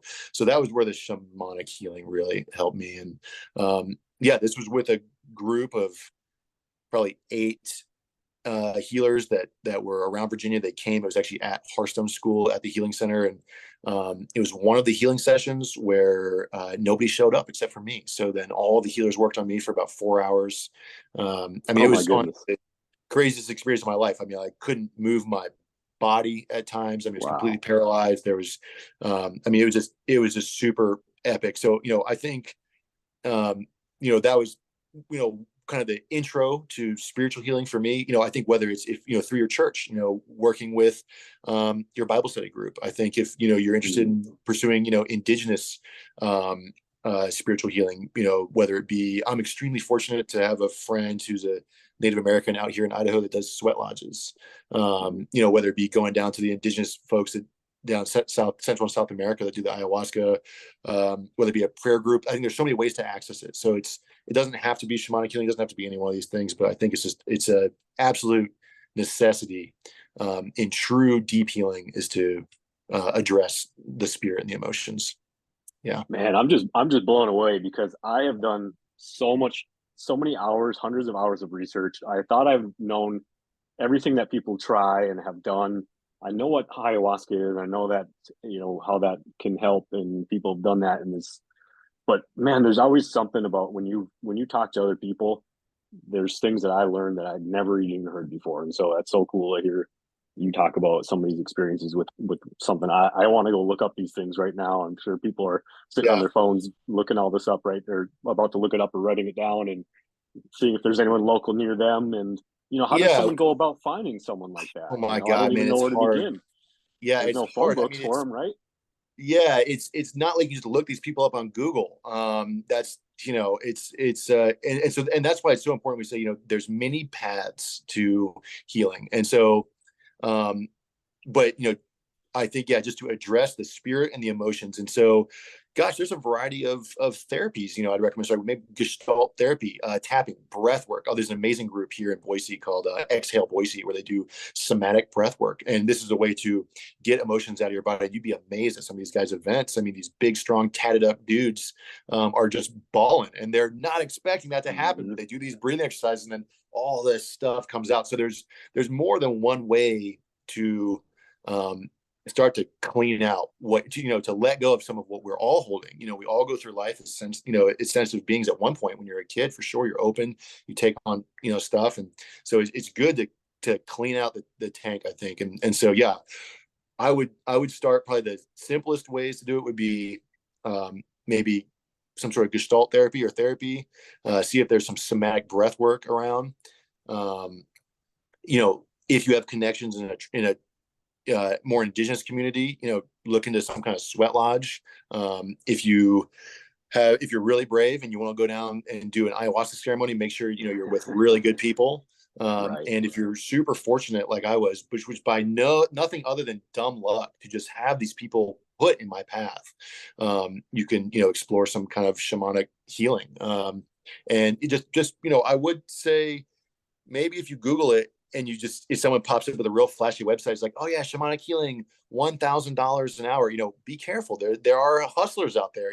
This was Mm-hmm. free, and so there's a lot of incredible light workers out there that are just working on and helping people for the right reasons. And then there's folks that are doing it out of a business. Of course, my business is acupuncture business. We have to make money. It's an energetic exchange. So it's normal to pay or bring something, in trade if you go to a sweat lodge, or pay your acupuncturist or pay your therapist. But there's also, I think, predatory groups out there that will, charge exorbitant amounts of money, claiming to have some answers. So, I do encourage you to do your research and don't just buy the first thing you see. But this is probably the most difficult section. If we were to break it down sections like diet, acupuncture, herbs, ozone, exercise, the spiritual healing is probably the most challenging one to really find, because it's not going to be the same as it would be for me, for you, if that makes sense.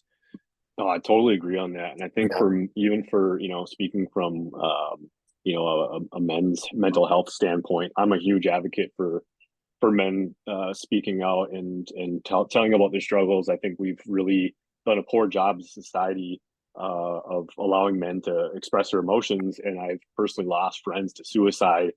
Yeah. Who, I didn't see coming. I had a short stint in the Air Force. And so actually one of the things that shocked me is seeing all these young bucks running around in basic training and being so fragile that I've never seen so many grown men crying before. Like I don't even think before basic training I had really even seen a guy crying in my life, before I was 18. So it's incredible what men can bottle up inside, and it's unfortunate that there's not enough awareness around it, because I think that the world would be a little bit more peaceful and we could heal collectively if For sure.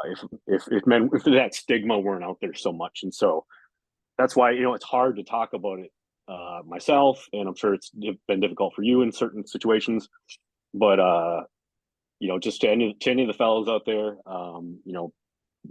people, we go through it. We all go through it. Some of us bury it in better than others, but don't bury it in. Yeah. That's what Oh, I would say to absolutely. people. That is so awesome. It's so important. And I think, if you read writers like Yuval Harari, wrote Sapiens, or different evolutionary biologists, what we have going on, a great book that I really love is called Tribe by Sebastian Junger. There's these different themes across these really intelligent people that put these books together that talk about trauma. And you know, if we look at where we evolved from, we were in tribal societies, groups of 20 to 50 people, I think is roughly the idea, maybe a little bit more. And you know, trauma was shared collectively with the group. I mean, it was probably pretty traumatic. The human being has incredible capacity to deal with trauma. Think about it. You're out in the woods, it's cold, there's no food, you're fighting other dudes with hatchets. I mean, you're getting down. But then you come back to the tribe and everyone grieves together.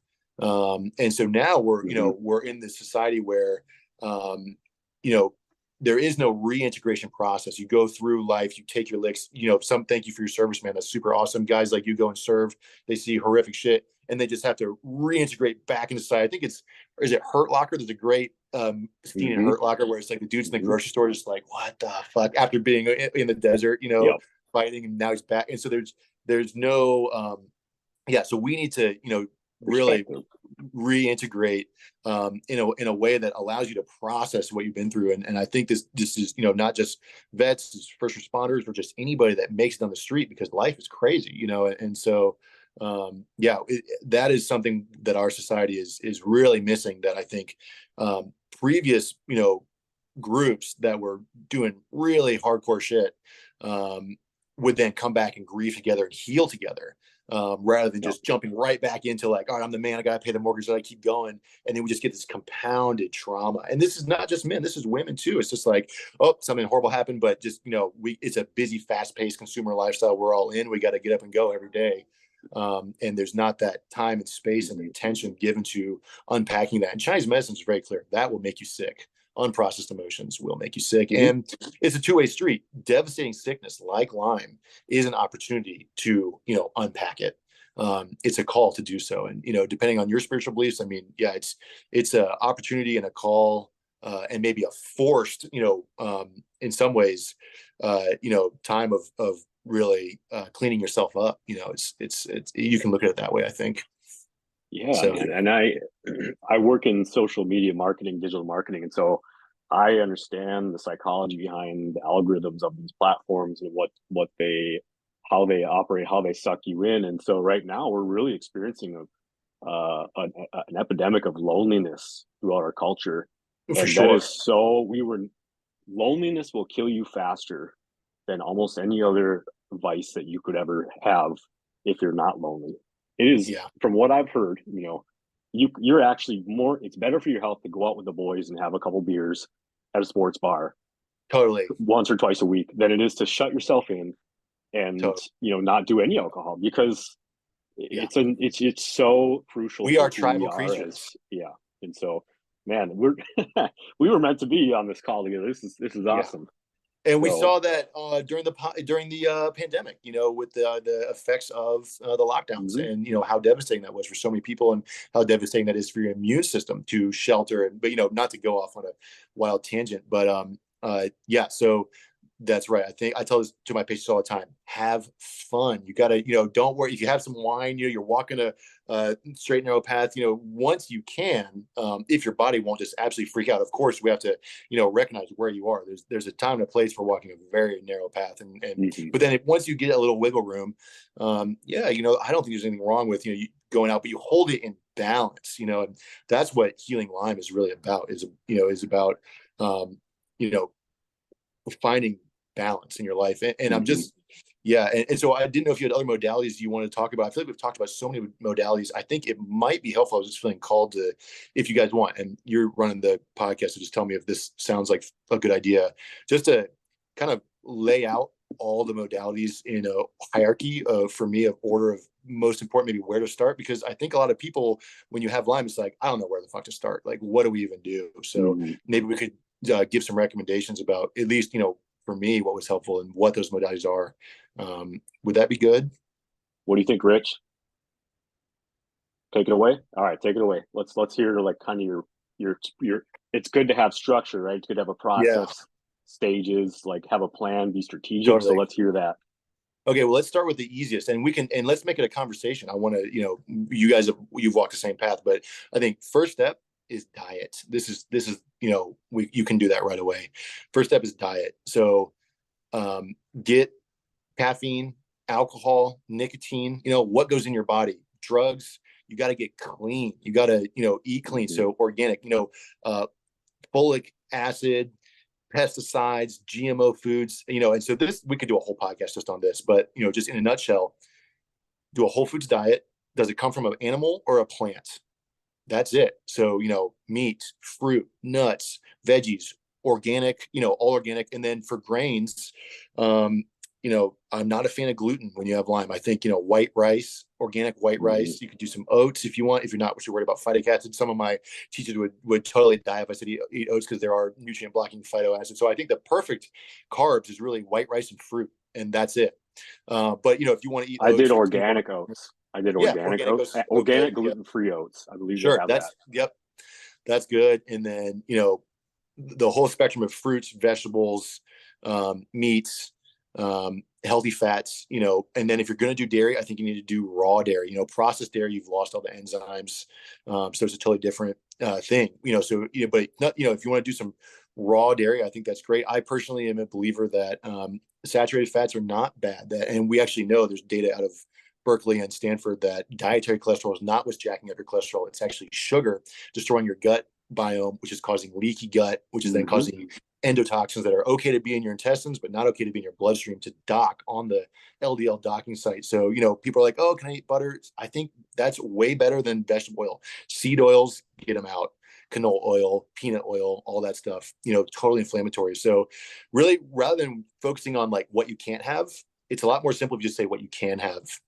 Everything organic, all fruits, all veggies, all meats, all animal products, as raw as possible, as unprocessed as possible, and then organic, clean grains like white rice, gluten-free oats, and then just cut everything else out. And it sounds crazy, but once I started eating that way, it was great. I loved it. I look forward to it. You spice your food up all nice, and then you feel so much better. So that's one, is diet.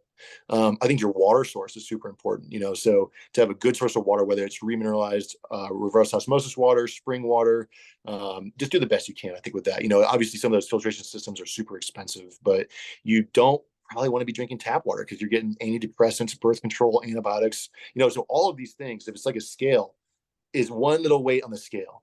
So we clean up the diet, less toxins from the water. That's good. Then I would say get your sleep. Sleep is super essential. You have to go to sleep on time. So prioritize sleep. No screens, no blue light in your eyes. Make your room super dark, make it cold.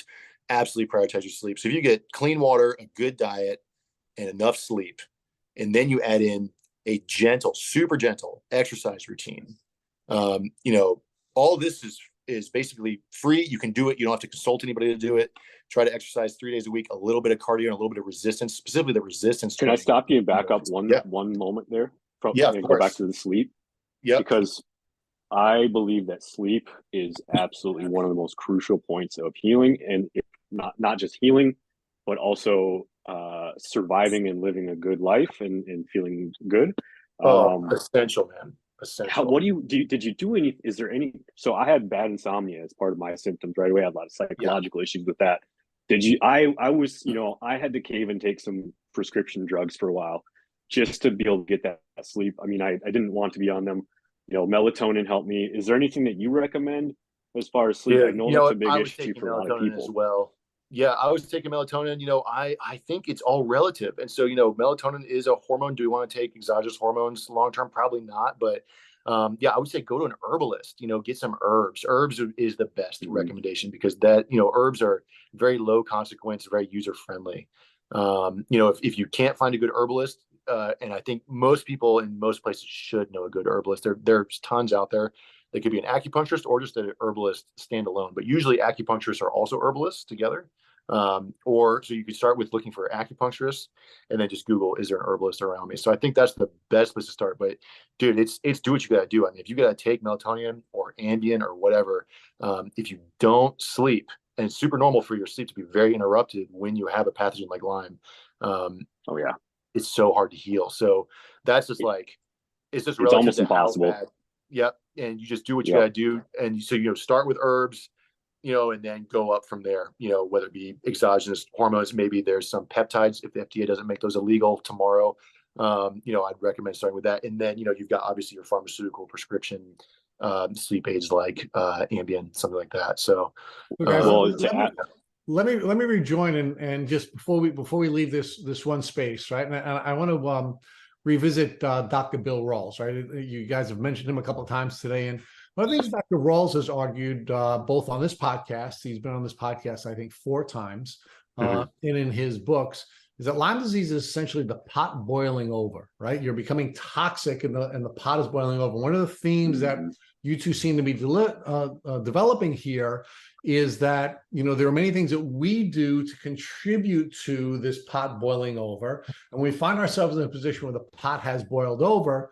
One of the first things we have to do is we have to identify what are the things that we're doing that are causing this toxic pot, or what are we adding to it? And we can now go back and get to the basics, right? One of the basics that you two have just developed is our diet, right? And what is it that we're eating, and how is that contributing to our toxic pot? Another thing you were talking about is the fluids that we're intaking, and how is that adding to the toxic pot? And then you started to talk about sleep, and sleep is important on a number of different levels. But of course, we understand that the only way that our brain detoxes is when we're sleeping. And then, of course, movement is important for detoxification as well. So I'd like both of you to sort of react to what I was observing about this conversation, where we have this pot that's boiled over, and how we can now begin to first take pieces out of this pot that we're contributing, and then ultimately help our body to detox by making sure that we're sleeping and making sure that we're getting movement. That's exactly right. I couldn't agree with that more. And that's your foundation, you know, what you eat, what you drink, do you sleep, do you move, and hopefully sweat a little bit when you move. And I know when people are really sick, you know, it might just be 5 minutes, but just starting. And that for me was so helpful. So that's your foundation. And to be honest, if you are doing those things, you're ahead of 90% of the US population. And, you know, this is a lifelong change, and it's hard. And so you don't want to just yank the rug all at once. You know, I like to take, you know, each week we just focus on one thing. Okay, this week we're going to try and clean up the food. Next week, let's look into water filters. Week after that, let's try and work on the sleep. You don't want to get overwhelmed. We want this to be an organic shift. But yeah, that's so right. Is, you know, not put anything else in your pot. You're not standing in your own way. If you can, you know, detox a little bit and not add to the problems, your body is a lot more likely to be able to rebalance itself. So just really not screwing ourselves over is such an important part of life, right? Yeah. And so that's your foundation. What I find fascinating is that the body will tell you, like your skin and the way you sweat and the way you smell will tell you your health. So if your skin isn't clear, if you've got, you know, a lot of blemishes and things like that, and when you sweat, there's just a really, like, I understand we all get smelly at times, but there's times where when you sweat, you stink worse than other times. Those times when you stink really bad, that's because your body's expelling things that it cannot process. And so it's coming up through your pores. And so the skin is so important with the healing too. It just, for me, it was Epsom salt baths were a godsend. In fact, I'm going to do one after this. I have Dr. Teal's Epsom salt. It's got melatonin in it with lavender, and it's so relaxing. I know that sounds, you know, I think, you know, a lot of guys are like, oh, you just take baths with Epsom salt. Well, yeah, it feels great. I don't have a hot tub, and that Epsom salt soaks in, gets magnesium into your body, and we're so deficient on magnesium in society, and so you can't get enough of it, it seems like. So absolutely, of course, detoxing was number one thing for me to purge out and feel better. I would feel so much better almost immediately after doing some of these detox strategies.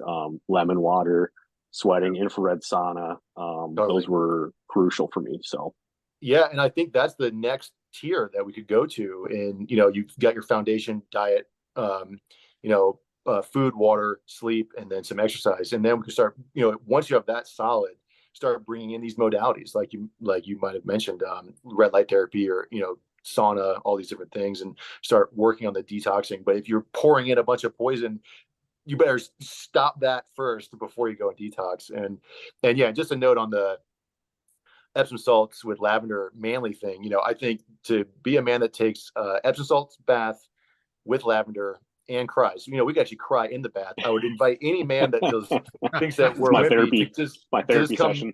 yeah, come meet us on the jiu-jitsu mat so we can find out, what they had to say after that. I think you can own that, and yeah, Love it. and so that's great. And I encourage, all that. And yeah, so, Oh yeah, I like the candles, yeah. man. It's a good time. I Oh, enjoy yeah. it. Like it's my Well, that little means you're getaway secure, time. dude. Good. The world's Um, chaotic around me. It's my one little escape where I can just lay there for a while, just not have to think about anything going on around me. I kind of meditate a little bit, and so it's been oh my god, I can't even. My wife, she's the same way. She takes a bath almost every night, and so we're both kind of in sync with that type of system. Yep. Oh, that's awesome. So just for me personally, and to not to talk about all the modalities that are super fun we could talk about, but just for me it was clean up diet, get good water, get some sleep, get a little bit of exercise. Then from there, the tetracycline antibiotics are extremely helpful. So I would, say don't be afraid of antibiotics. I mean, they could save your life. I feel like they saved mine at one point. I think and it was antibiotics, acupuncture. Is something that most people can have access to. These Mark V lasers, which we'll put some descriptions down in the show notes that they could find. Hopefully, a practitioner with those lasers. Rife machines, specifically the Pearl Rife machine, and then working on the emotions. For me, it was this shamanic healing, but whether it be breath work or whatever else.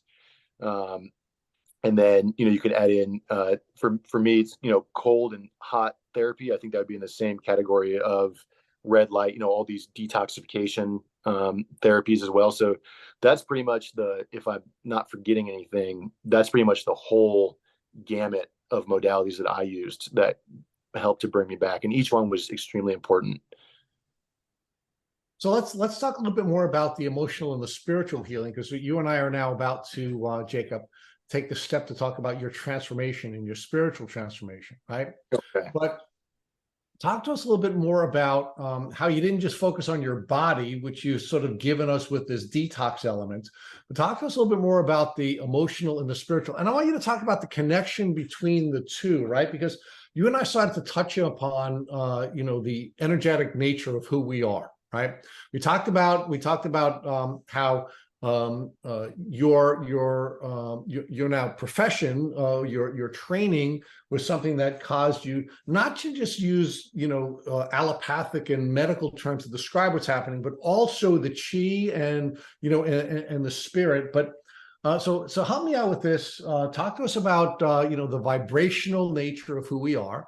Talk to us about how our neural pathways and our neural networks are built based on our past experiences, and how we have to deal with retraining our brain so that we can both emit and receive healthy vibration, so that we can heal. Sure. Well, yeah, that's awesome. You're really setting me up. That's a nice tee off to just. I think you've within that statement. There's so much truth there, and I'll just build on it a little bit. I think Einstein says this very clearly: energy cannot be created or destroyed; it just transfers. I think if we look at it's about 28 days. If you do something 28 days in a row, you actually create a neural pathway. And so if we go through a super traumatic experience that goes on for a month. We've created, we're in this mode of operation. And there's these great studies. I think it's Dr. Emoto's Japanese guy did these studies where they wrote down on a piece of paper in Japan different words, and then they had this special freezer and they would flash freeze it. Have you heard of this study?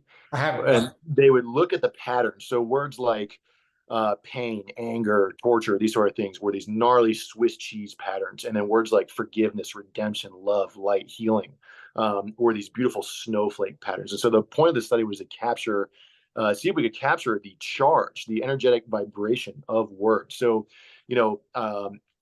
imagine you go through a traumatic experience that lasts for a year, for example, like someone who goes through chronic Lyme.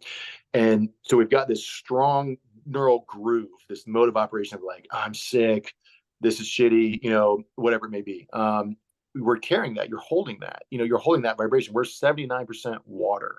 So that is having a physiological effect. So that, those emotions are rippling out into your physical body.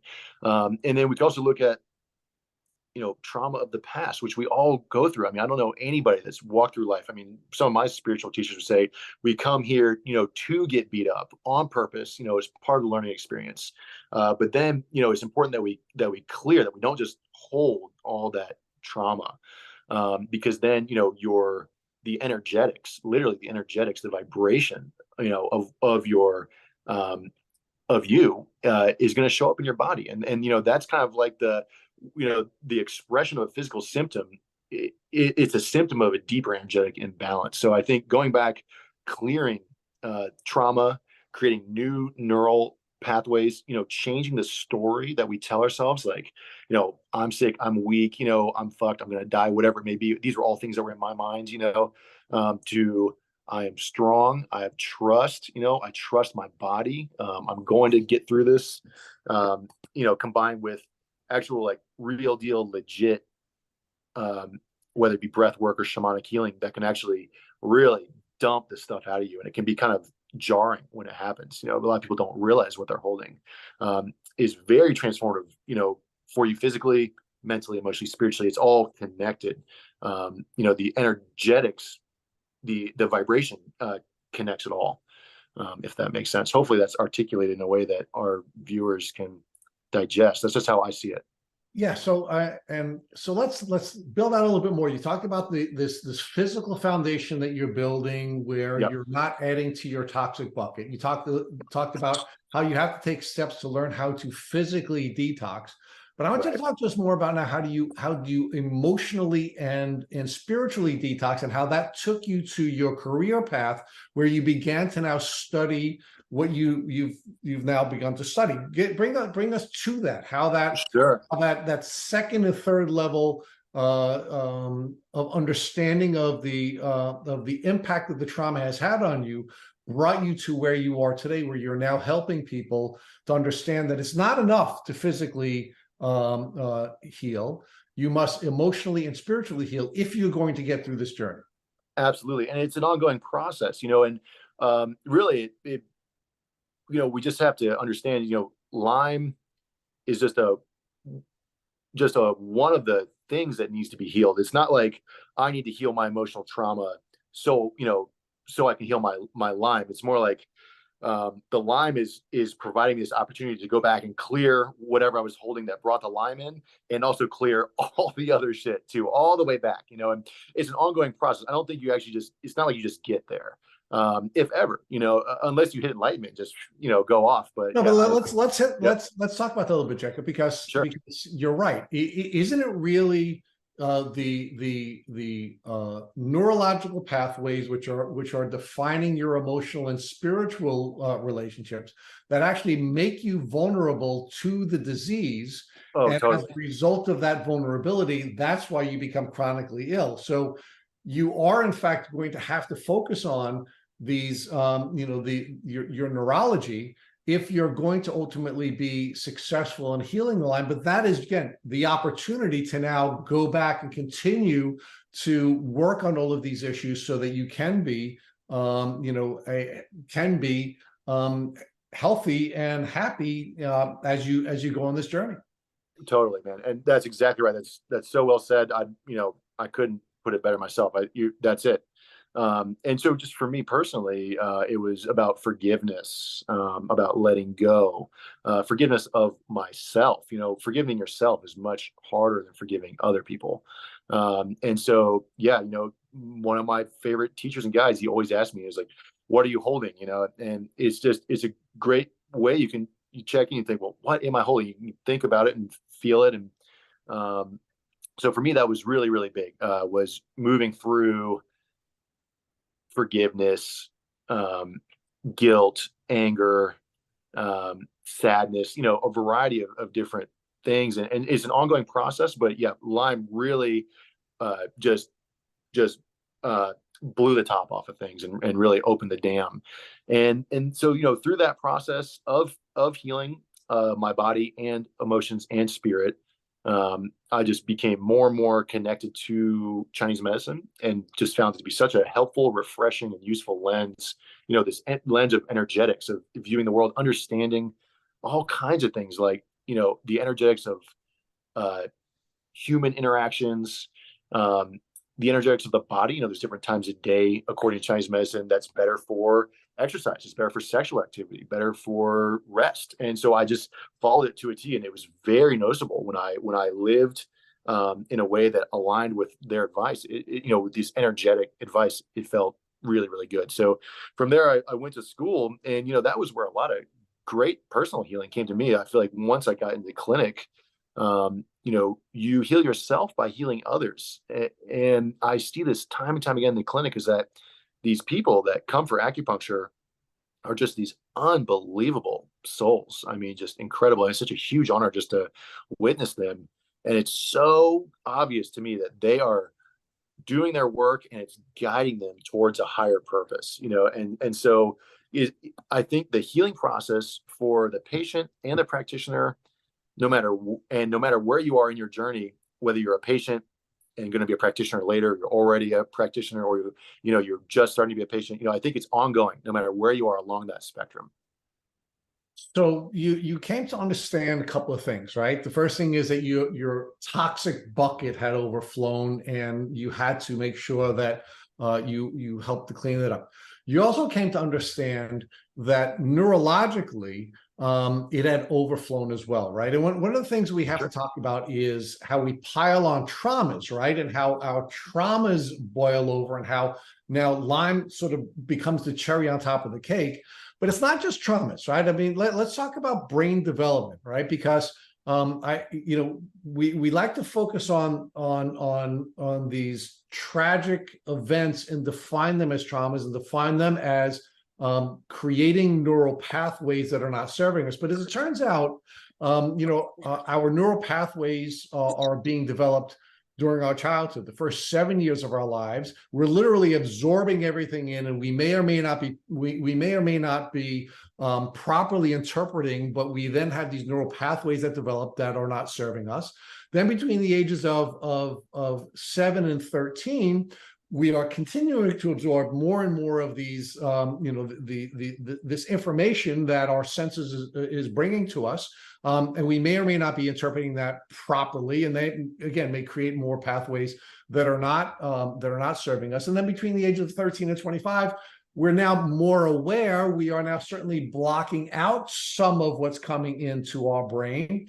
But then we have this whole neurology that is built, these whole set of pathways that are not necessarily serving us, and it makes us vulnerable emotionally and spiritually to a disease like Lyme disease, and that becomes the cherry on top of the cake, where we have even more neurological pathways that are not serving us because the response to this disease. So talk about how it's important to be aware of that, and important to understand the importance of dealing with the neurological bucket and the spiritual bucket, so we can put ourselves in a position where we can now heal. Oh yeah, I mean, you said it, man. I mean, I don't know what else I can say. It's unbelievably important, and I think something that a disease like Lyme will do is that it will break you down to rock bottom, where for a lot of people, I think they just think, okay, I need to seek emotional and spiritual help because I don't know what else to do. It's almost a move out of desperation, where in reality, in actuality, that's exactly what they should be doing. Yeah, I think you said it perfectly. It's of the utmost importance. It's really a lot to juggle, because when you're sick, you're not feeling good. Literally, we use the word neurological. I mean, there's neurological symptoms where people are having a hard time. They can't remember, they can't hold too much in their minds. And so you just find somewhere to start, whether it be someone to talk to, whatever it may be. But yeah, I would put that in the category as important as the physical, which needs to be addressed. And we have people on both sides. Some people say, okay, I'm really sick, or I have a huge bullseye on my shoulder after I got bit by a tick. I'm going to go to a Reiki practitioner. That's great. But also go to a Lyme literate doctor, address both sides. And then the other side of that would be probably the average tough guy, like we're talking about earlier, where it's like, okay, I'm just going to take the antibiotics and ignore everything else. Whereas really Lyme, you're confronted with a disease that forces you to just hit it from all fronts, and that can be hard. It can be overwhelming, but you got to start somewhere. And for the folks listening, I would just say there's no better time than now. Even if it seems overwhelming, you won't regret it. Okay. Reaching out to somebody, reaching out for help. So you have two more pieces here. So you now become a practitioner, right? And you become a practitioner. It does two things for you. It talk to us more about how acupuncture now helps people with the spiritual and the emotional elements of healing. Yeah. And just to say, if people are thinking, oh God, where would I even start with this? I think going to an acupuncturist is a great place to start. If you don't want to go to, would it be therapy? I mean, my sister's a therapist, so I don't want to say acupuncture is better than therapy for this, but I do think that acupuncture, you can move a lot of energy really quickly. And so I think it's great. I would say do some therapy and get some acupuncture, just because I don't want Hannah, my sister, to come kick my butt. But so that's a great place to start for this. And how acupuncture can help. Well, there's whole protocols. Actually, amazingly enough, the VA, the Veterans Association, uses auricular meaning ear, therapy, acupuncture, to treat veterans. So there's something called the NADA protocol. There's a whole series of ghost treatments, some clearing treatments that you can do, treatments that will bring stuff up to the surface. I mean, you would be blown away at how many people I'll place these clearing treatments. Some of them, I mean, the true translation would be depossession treatment, but we're not actually talking about possession in the sense of like angels and demons, even though I think there is, a space where that exists, but just carrying stuff that's not yours. You go into a room, you feel the vibe, you just walk out, you're like, oh, what is this stuff? I mean, you go, a great example would be going to prison. Guys that go into prison, they come out after 6 months and they're carrying a bunch of stuff, energy that's not there. So I think these depossession treatments are extraordinarily powerful, and you'd be amazed. I mean, as soon as the needles go in, people are just crying. I mean, tears just bursting forward, and they say, oh my God, they always apologize. I have no idea what's happening. It's almost can be overwhelming. And so I actually just warn people now. I just say, hey, you're probably going to feel some emotions, and, let it out. Some people are like self-conscious of it and they're trying to choke it back. But I would say, no, you got, let it go. And this is very common. And specifically the category of acupuncturists that really operate in this realm are called 5-element acupuncturists. There's a school in Maryland that is a 5-element school that I'm familiar with. I'm not sure if there's too many other ones. I'm sure there's more than one in the country, but there's a real hotbed of 5-element practitioners around DC, Virginia, Maryland area. So hopefully that answers your question. Yeah, I want to talk about one last thing. I could keep both of you guys all night, but you've been very kind to give us a lot of time. And I do think we're going to have to reassemble and maybe do some podcasts in the future where we're focusing on particular topics. But with that general invitation, without asking for your commitment, I'd like to talk about one last thing that you guys touched upon, which is you started talking about the tribal nature of humans, right? And I want to visit that in the context of emotional and spiritual healing, right? Because in my view, we've been created by God to serve. That's our primary purpose, right? And when we're isolated, two things are happening. The first is we have this emotional response that has been built into us from an evolutionary standpoint. Because we were isolated, we died. So we know that if we're not a part of the tribe, if we've been excluded from the tribe, we die. So emotionally, we cannot be healthy.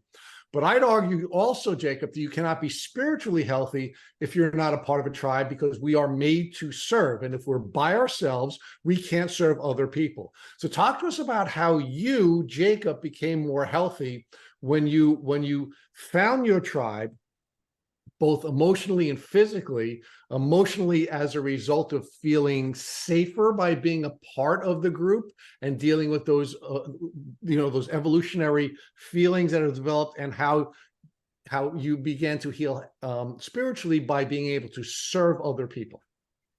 Yeah, well, that's great, man. I mean, I remember when I was starting to have to step away from my group of about 50 party friends out of necessity because I was so sick. And then I was talking to my buddy Tim, my acupuncturist, during one treatment, and he said, hey man, on this side of the fence, it's a little bit more lonely. If you're on the healthy side of the fence, you're not gonna be surrounded by 45 or 50 guys every weekend like you once were. But what happened to me through that evolution was actually linking up being around people that really actually cared about me. And it's a rough process because so many of us, we just see it today culturally. There's a lot of fair weather friends, social media friends. When you go through something really hard, then you're broken down to rock bottom, and then you see who really is left standing there. And it's usually a very small group of people, and then from there you go, and at least for me, I should say, from there I went and started to slowly, organically, create and form connections and friendships that were real, with people. And of course my brothers from back in the day were still there for me, but they were off partying, doing their thing. So the connection and the tribe that I ended up being fortunate enough to have around me was built out of healthy shared experience, and it was a lot more real. And so that was a huge part of the healing. And I think the second part of your question was, how healing others, was that Yeah, it? how being around other people and serving them ultimately allowed you to heal spiritually. Oh, well, that's it. I mean, that's just being around other people and serving them allowed me to heal spiritually. That's it. It's just, when you are doing something in service, I think you're like a channel. You're connected to, there's light, it's God's light, you could say, coming down through them. When your heart is pure, when you're out there chasing money. And I worked sales jobs for sure, but I had a period of time where I took a break from Chinese medicine, worked in fundraising and sales. And, when you're living to serve yourself, it gets old pretty quick, and that actually drives people to want to go drink. If you all day are slugging it out and doing sales, it's at least for me, it was not fulfilling. And so I think if you can find a way to help others, and anybody listening to this that has Lyme is in the valley, and when you go into the valley, it's like a rites of passage. You can help others. You don't have to be a doctor. I mean, it is just you are able to reach across the aisle and touch other people in a variety of ways, that are also in the valley once you've been there yourself. So if you're hearing this podcast and you've walked through the fight with Lyme, you already have what you need to help others. You don't have to, it's not, a lot of people think, oh, I don't know if I could. The answer is yes, you can. And then, the healing for you comes as well, because then your light is coming down, you're channeling God's light through you, you're helping them, your intention is pure. And you're not walking around day holding me. It's more, you're in a state of service. So Jacob, I'm going to ask you one last question before I let Ryan ask you his final question. The final question of the podcast is, there are some folks who believe that we are coming to an enlightened time collectively, that there is this crossover between neurology, psychology, and traditional spiritual teachings, and as that's coming together, we're becoming more enlightened. And I'm wondering how someone named Jacob, the man who is at the center of all traditional religions, the man who had to wrestle with God in order to ultimately find his purpose, how this journey that you've been on, are you sort of a manifestation of this sort of crossover of all of these different teachings coming together? Yeah. And man, I just want to say, super humble, but I think I am pretty much a very confusing. I think I confuse a lot of people.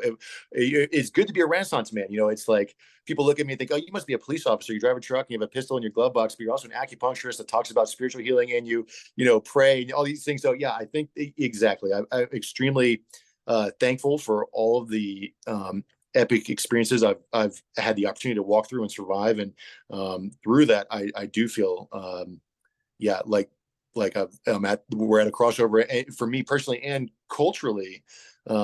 Absolutely. I see that. And, as we expand and evolve, we should expect that. We should expect, and there's a great book, it's called The Quantum and the Lotus.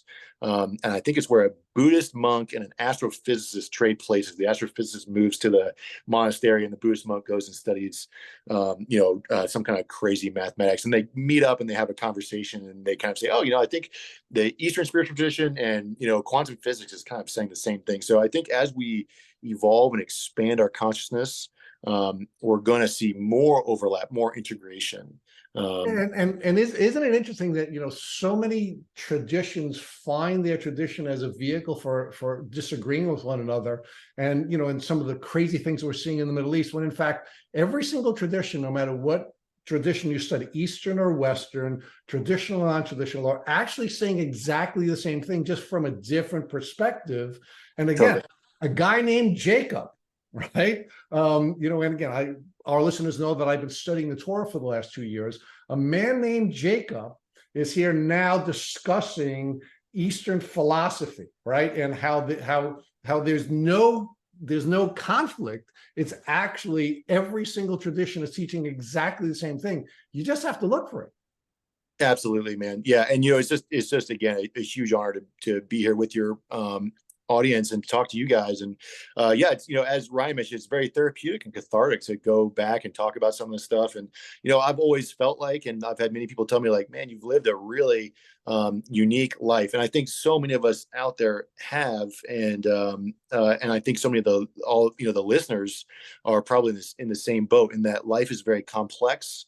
We're confronted with all kinds of different things, and there's something good and great opportunity in all the challenges we could. And life is not simple, especially these days. And so, yeah, I think we should just expect to see that more and more as we go forward in time, in our lifetimes and our children's lifetimes, and hopefully we can keep up with it. I'm an optimist, and have great faith in the goodness of the human heart, in the magic and light and God's love in our world. Yeah, those are my guiding forces for sure. But I think I probably veered off topic here a little bit. But no, yeah. I think you're right on topic. But we're going to now, because you've both been so kind to us here at Tick Boot Camp, and to our listeners, we're going to let Ryan ask you the final question, and we're going to wind down this podcast. Okay. Wow.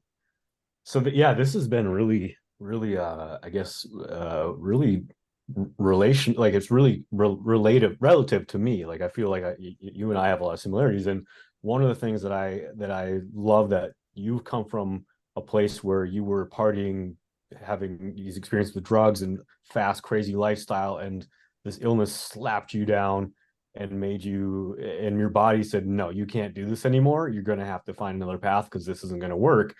And so I'd love to depart with our listeners from one of my favorite quotes, for anybody that feels like, hey, I'm a good person, but you're making mistakes, and you've made mistakes, and you're dwelling on them, and you're not, people really get what they've done in life and how they've made mistakes. And one of my favorite quotes, because we go through so much evil in life, is it just, the world is a terrible place. And an old Native American quote that resonates with me, that when I think about the mistakes I've made, and then the things I've done that are good, and why I do the things that are bad or good, it comes down to free will and choice. And so the quote goes, an old Cherokee told his grandson, my son, there is a battle between two wolves inside us all. One is evil. It is anger, jealousy, greed, resentment, inferiority, lies, and ego. The other is good. It is joy, peace, love, empathy, and truth. The thought and asked, grandfather, which wolf wins? And the old man quietly replied, the one you feed. And I just think that's so true. I mean, it's, you feed that yin and yang. We all have the capabilities for grace or for pure evil. And so what I want to know is, if you had to go back and do it all over again, and you had to go and experience this, would you go through it? Or if you could go back and it didn't happen to you, would you erase that part of your life? And why or why not? Absolutely not, man. I would definitely not erase it. I would go through it again. Because not only did it completely redirect the course of my life, it actually brought me to everything good in my life. The people that I'm around, the way that I think, my love and passion for exercise, my career that supports myself and my family, the people in my life, all these things, that are so good and so rich and so powerful came from the absolutely difficult and brutal experience of Lyme. And and so I wouldn't change a thing. And now I'm able to serve others. And I feel like, man, I went through the fire. I didn't give up. There were times that I felt like I was right on the edge, and I would pray, I want to stay. I'm meant to stay. It's not time for me to go. So was thankfully, by the grace of God, able to get through that. And now I can do what I'm really meant to do. I can live the way I'm meant to live. And actually, I think it's our birthright as humans to be able to reach that. But, the path there for me was just absolutely scorcher. It was just scorcher. It was beautiful. It was brutal. But now, I'm extraordinarily thankful for what I have and the change perspective and all the above. Yeah. And I would just offer to the listeners that are down in the fire, in the fight, they're exhausted. They've been fighting, 5, 10, 15, some people 20 plus years. I would just say, hang on to your light. Don't give up. Hang on to your light.